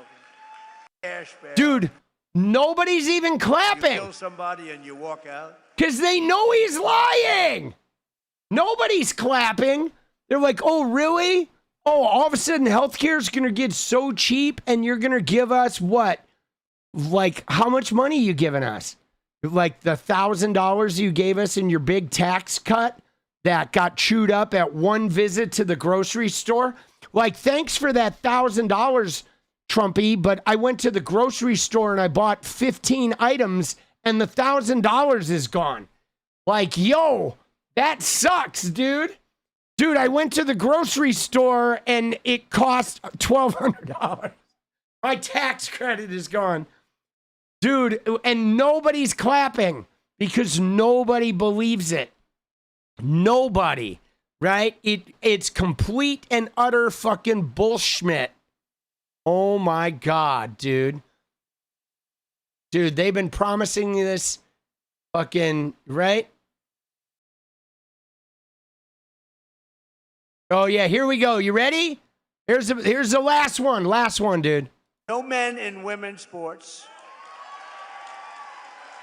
And no transgender surgery and the mutilization of your children. They mutilize your children. No men in women's sports. Dude, he's still saying they mutilize your children. Dude. It's not even a word, guys. Mutilize is not even a word. He literally says words that don't exist about things that were never real issues. There was never, I mean, transgender people have been around since the beginning of time. There are cave drawings with transgender people, okay?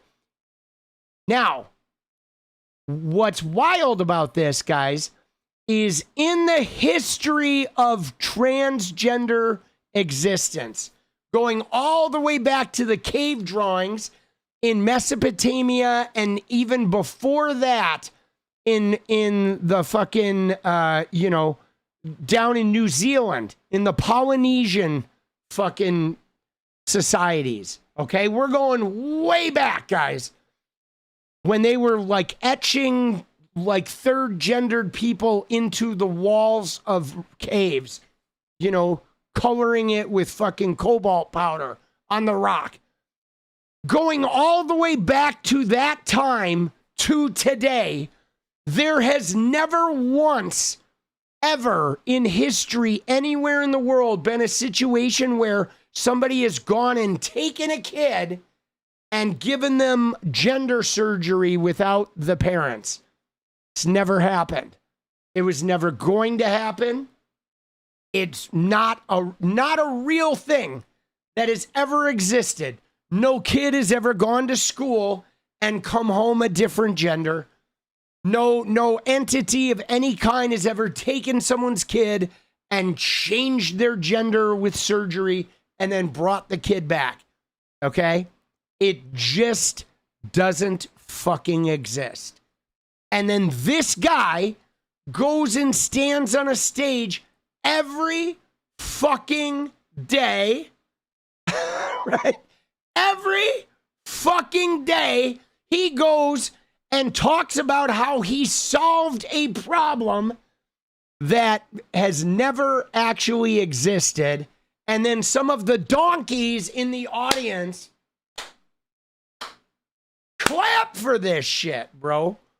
Come on. Come on. Dude, what are we doing? Pine Box. Dude, let's go. All right, dude, Girl Friday. Let's go, Girl Friday.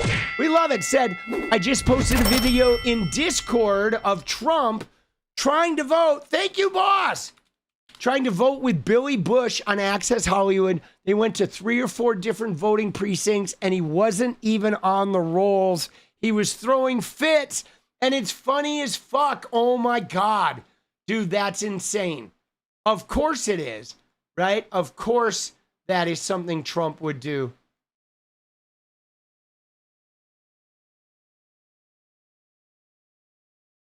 Oh my God. Is it in the React on stream?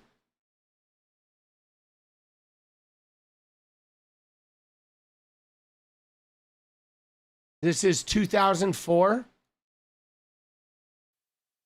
Welcome. Go ahead, Billy. Let's vote. Welcome back. You didn't get one of those. Welcome back to Access Hollywood Live. It's voting day, and it takes me back to a beautiful place, and that is 2004. We tried to figure at Access Hollywood, how are we going to do this today? How are we going to cover Election Day? Well, I went voting with one of the real great Americans, Donald Trump, and we went to his polling place, and his temperament quickly changed. Where are we going here? Okay. There's no line at all here. 126. Oh, why? Do I have to go to a different place, actually? There's a little drama at the polling booth. We like Do me a that. favor, double check. We have the paperwork. Double that says check. this address. Let me see what's I'm calling my lawyer right Look, now. Go ahead. Work on it. Wherever you want us to go, where do we go? Dude. Trump, and we went to his polling Here we go. place, and his temperament quickly Sorry, changed. I had to bounce somebody from the chat, guys. I was a little distracted. Here they go. They're voting. Where are we going here? Okay. There's no line at all here. 126. Oh, why? Do I have to go to a different place, actually? There's a little drama at the polling booth. We like Do me a that. favor, double check. We have the paperwork Double that says check. this address. Let me see what's I'm calling my lawyer right Look, now. Go ahead. Work on Dude, it. he's not even on the rolls. Wherever you want us to go, where do we go? 520. 520 Park Avenue. Okay, I like that location better. Come on. It's a richer location. Dude, what a dick, too. Dude, what a fucking douche, bro. Dude. Bye. Bye, everybody. Tell to get it right the next time, will you please? It was great. Oh, why? Do I have to vote somewhere else? Like, he was not even trying. He was mad. Oh yeah, he said to his. Dude, see, you know what's funny, guys? Is I will bet money, okay?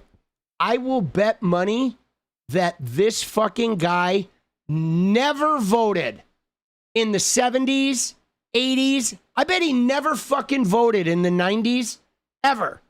I guarantee you, dude, most white men didn't vote. They didn't have to vote. Didn't fucking matter who won. You know what I'm saying?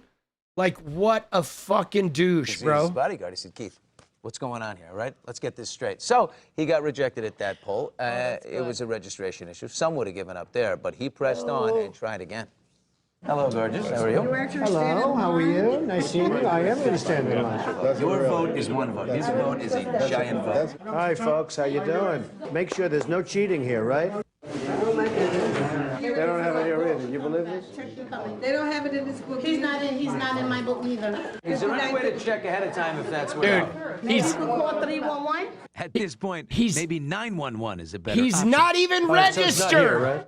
No, it wasn't there. It turned out a change of address for Trump's son, Donald Jr., was the catalyst for Dad's polling place chaos here. Well, we brought closure to Trump's troubles in the end, but after a few more troubles. Hi, fellas. How are you? You have my name here? If his name is not on these rolls, there will be a huge combustion in here. Well, I'm going to fill out the absentee ballot. You didn't do right by me. You didn't do right by me, man. You know that, right? I know. You know that. Dude. So what was that all about? What a fucking douche. Come on, Billy, let's go. Come on, let's go. I saved that guy's life, and he forgot about it. That's the real. This is not the boardroom stuff. That's the real stuff. No. That guy. I saved What that a guy's dink, life. He's a bro. scumbag. I saved his life, and he forgot about it. Okay, that's it. I like that. Okay, back to the task at hand, completing a provisional ballot. And I've just voted. At least you can say the Trumpster doesn't give up, That's right. right? You got to vote. Donald, who'd you vote for? I don't hear a word you say. I like, he was like, come on, Billy. Like, you just ran. Oh yeah, I told you he does the thing. I saw the thing. He gave the guy a huge one, didn't he? Trump tweeted today. Did What you did see he his say? tweets? No. Okay. He says, remember, Obama turned down $5 million to charity, which I said I would increase by 10 times to 50 million just to show his simple records. He's hiding lots. Wait a minute. You said to him, Right here, right now, you and me, we go back. Dude, what a douche. Look at him, dude.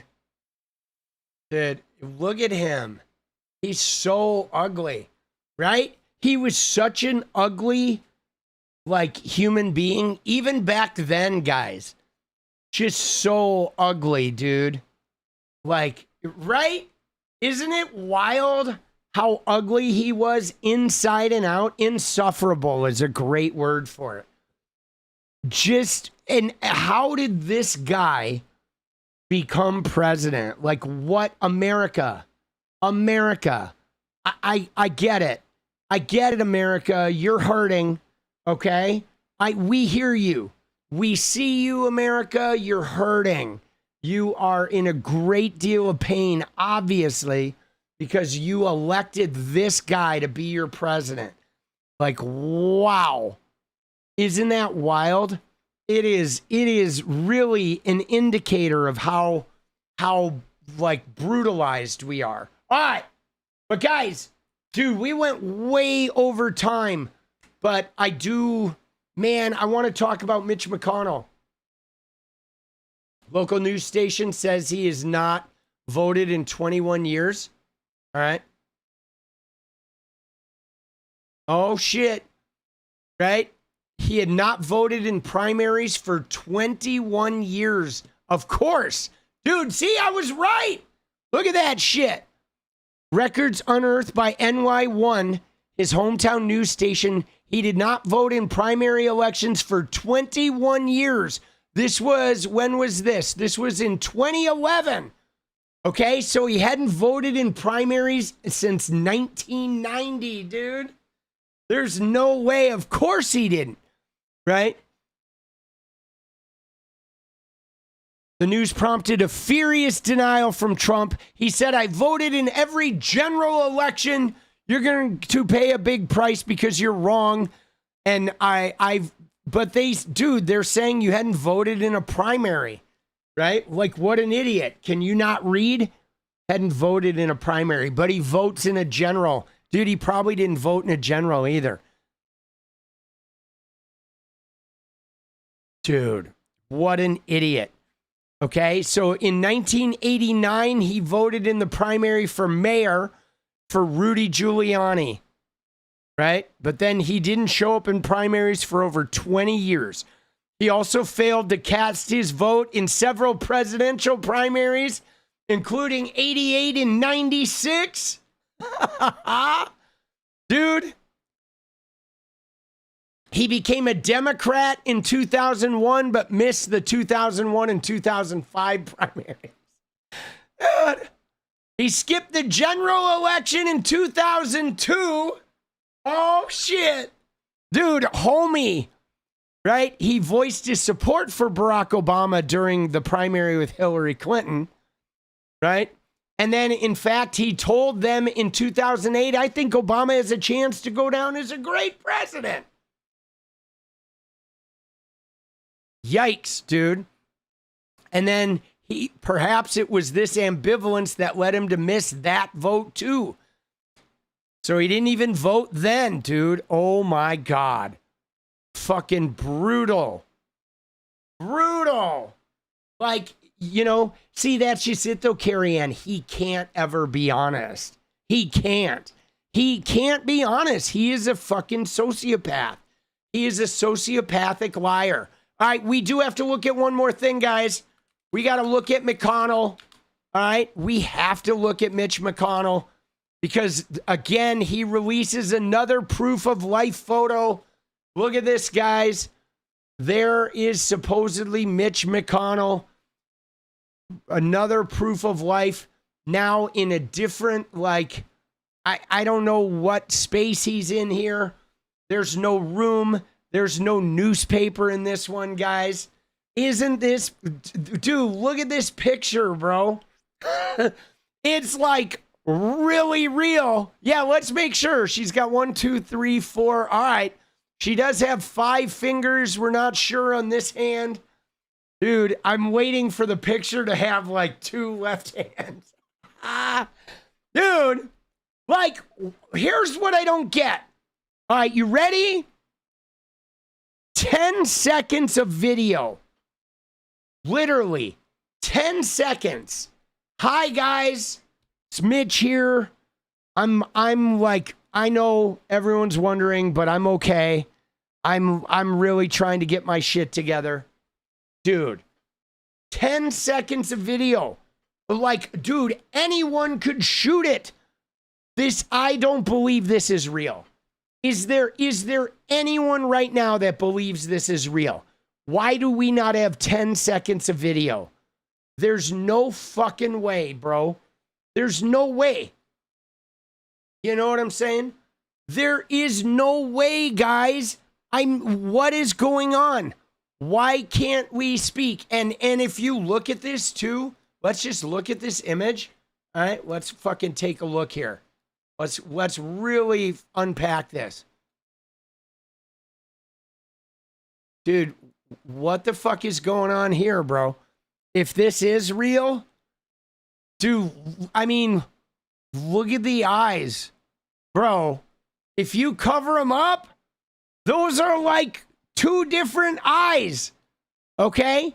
Either A, this is not real, and there's one eye, there's like two different eyes from two different people. Either A, if it is real or not, I don't know what to think, because either the AI made some dude with two different eyes, or B, this guy is like brain dead on half of his body, and they're just propping him up and being like, hold the corpse up, put some pillows, another pillow behind his back.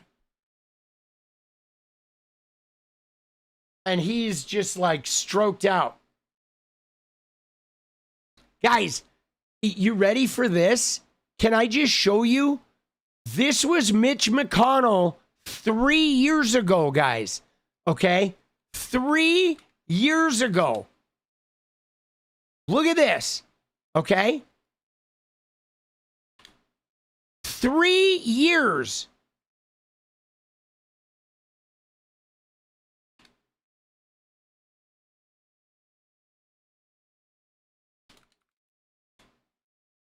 This is insane, guys.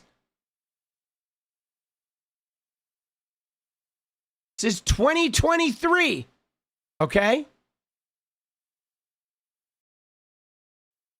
You find the one. Right here. Okay? This is August of 2023. 3 years ago, guys.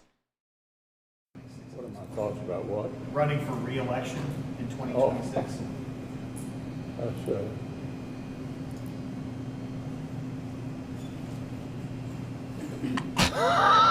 Did you hear the question, Senator? Running for re-election in 2026? All right, I'm sorry, you all. We're going to need a minute. Benny.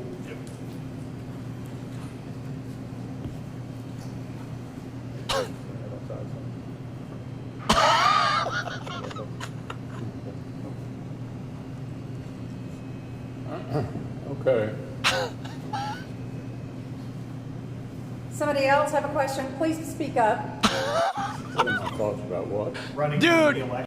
This is him 3 years ago talking about running for re-election this year. And like, homie can't even field the fucking question, bro. Are you in there, Senator? Senator, are you in there? Hello? Hello, Senator? Yo, Mitch. What up, homie? Yo, buddy. You need some chief? You need a little chief? You need should we break out the jaws of life and fucking have you removed from your right? Dude. Oh, look at him. Hey, 3 years later, guys. All it takes is 3 years later, one cardiac event, a fall that, and being unconscious for a spell, and then a bout of pneumonia and 24 weeks of disappearance. And hey, I'm feeling fucking like I'm going to go roller skating after this photograph. Look at that. Oh shit. I'm Benjamin Buttoning. Yes, dude. I'm going the Benjamin Button route. Like, come on, bro. There's no fucking way, dude. Picture this proof of life sequel. There's the photo. Okay. There it is. He just dropped another picture's proof of life along with an update on his health recovery. All right. And if history is any indication, there's no way in hell the internet's going to believe it. Right? He said, I'm still working hard to get back to my full schedule of work in the Senate and in Kentucky, keeping up with the intense physical therapy per my doctor's orders. The therapy that's just got me feeling so sprightly again. Oh, shit. And here he was in June, just grasping for dear life to be able to stand, bro. Right? Look at him back in June. Holy shit. His statement says he won't be able to attend an annual festival in Kentucky this Saturday. As always, I appreciate all your continued well wishes, and I'm looking forward to getting back to the Senate and to Kentucky soon. The press release included a photo of Mitch sitting in a geriatric chair, presumably in the rehab center where he's recovering. Dude, someone needs to go to this rehab center, guys. Someone needs to fucking get in there, boss. Right?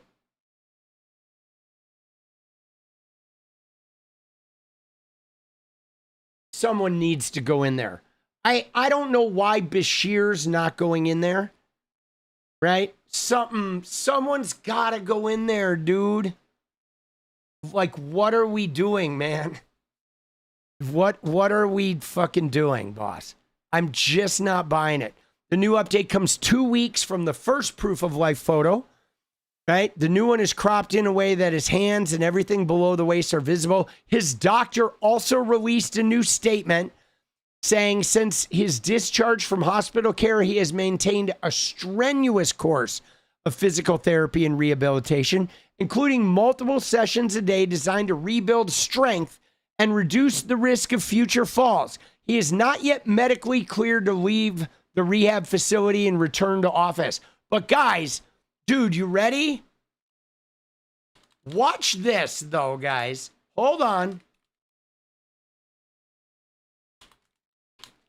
Because this was him not too long ago. Look at this one. This one is classic, boss. This is from October, okay? Let me find a clearer one. Here's a better one. This is from October, guys. Okay? This is less than a year ago. Excuse me, Senator? My name is Stella. I want to ask, do you support ICE taking working people off the streets and kidnapping them? Dude!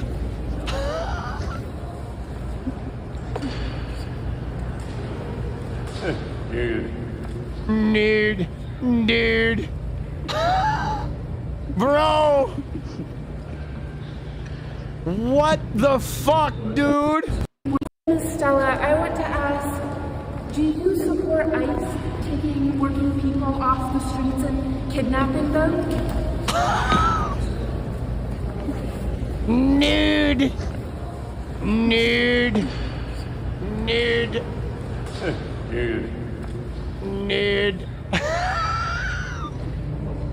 Bro.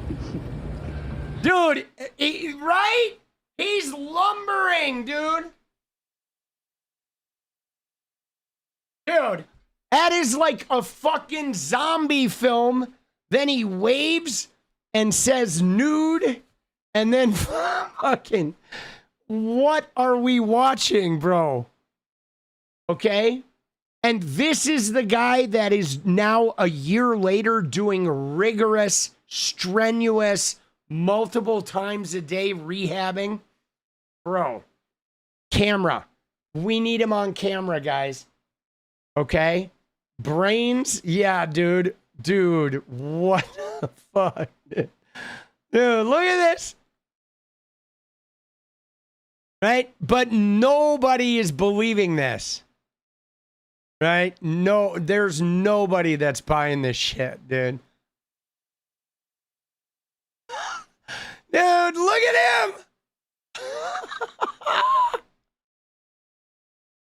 Don't they have to retire? See, here's the situation though, guys. Okay? The situation is this, is Kentucky is trying to run out the clock on this. They have a 56-day requirement to do a special election, which means in 1 week after August 4th, they cannot do a special election in November, okay? So they are trying to prevent a special election from like taking over, and I don't know what else they're doing. They're trying to fucking run out the clock. Yes, August 3rd. And 𝗙𝗍𝗍 wants to appoint someone. If Mitch is going to be down for a while, 𝗙𝗍𝗍 wants to appoint someone, guys. And you ready for this, though? Is if 𝗙𝗍𝗍, there's no law in Kentucky that says it has to be the same party. So if 𝗙𝗍𝗍 were to appoint someone, he could appoint a Democrat. He wants to fill the seat. And then he could appoint a Democrat in the fucking Senate, boss, which would be huge. But yeah, I don't know what their plan is, though, because if there's no special election, like what are they going to do? You know what I mean? Like Mitch wouldn't get to go another term, right? So I don't know what's going on here. I don't know how. I think they're trying to just leave this fucking thing empty, right? Which is what would that do? Like, what would happen after 2027? You know, if there's no special election? I mean, are they thinking the Kentucky legislature would fill this seat? Is there going to be some legal battle to try and fill it? Right? So, yeah, I mean, I know they don't want a Dem being appointed, but Kentucky, though, they're split because they have gerrymandered the shit out of the state. So the legislature in Kentucky is like hugely, is mostly Republican. Okay. The legislature is like, 67% Republican, even though the state voted for a Democratic governor. That's the situation with Kentucky. They have a very gerrymandered legislative, gerrymandered state house and state senate. Okay. So they, it's a fucking disaster. Yeah. Wisconsin had the same thing, but Wisconsin's now changing. But a lot of these states have done this. Okay. If you look at most of the red states, they have gerrymandered their state legislatures to be like 70% Republican. And that way they can override a veto, and then the state keeps voting for Democratic governors and the legislature just fucking shits on them. Dude, gerrymandering, if we got rid of gerrymandering, guys, the Republicans would have no power in America. Okay? That's it. If we end gerrymandering nationwide, Republican power in America on the state level even ends. It's like over. It's over, guys. It would be over. Would be over. Literally. I think we need to do it. We need a national law.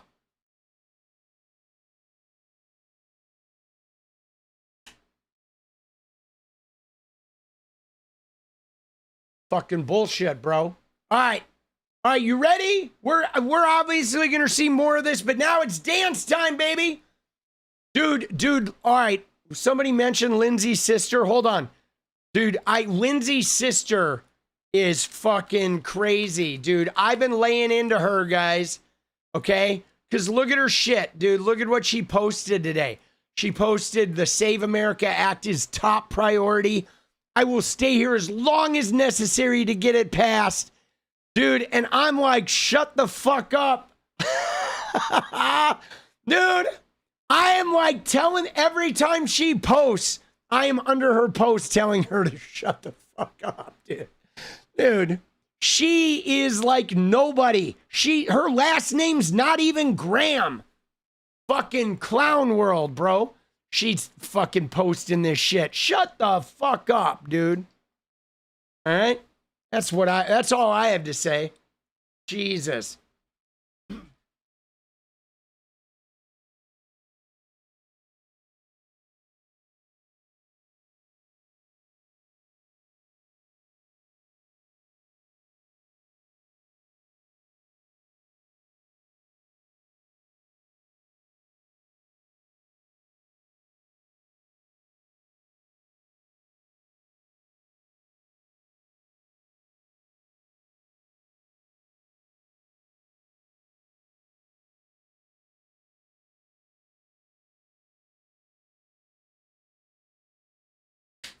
All right.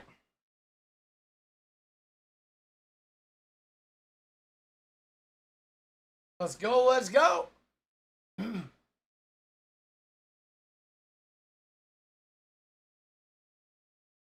Time for that dance party. Let's go. Come on. You ready? Whoops. There we go. Oh.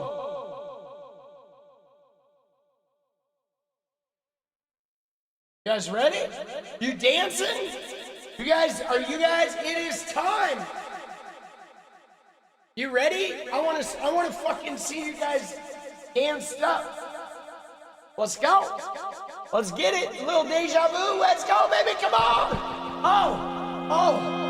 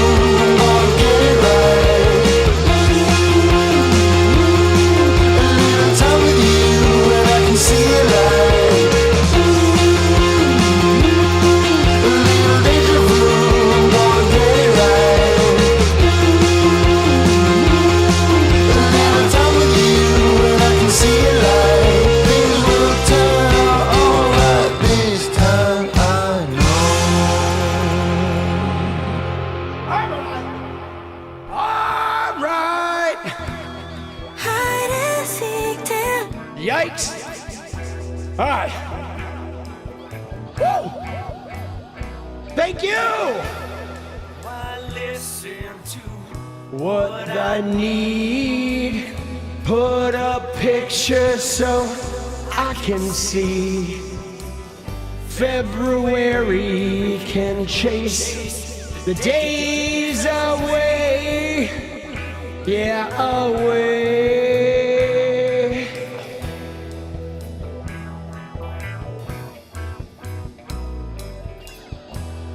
Why listen to what they say?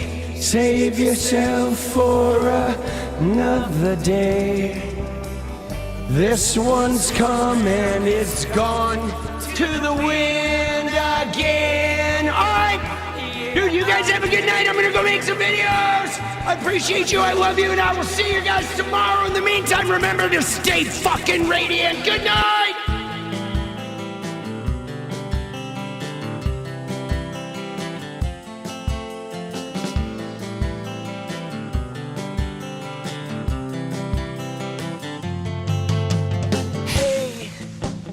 I just wanna change the world.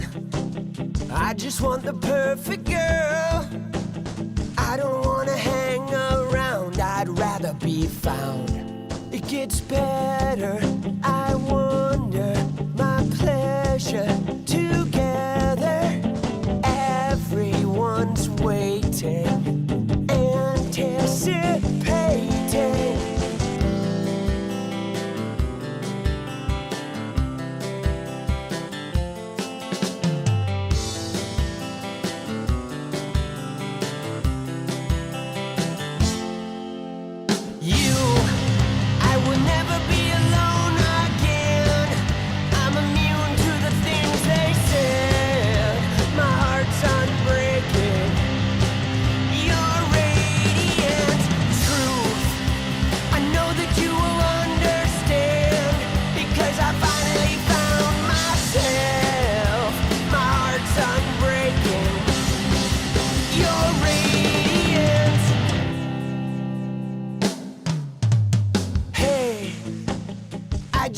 Change the world, but I'm not gonna wait my turn.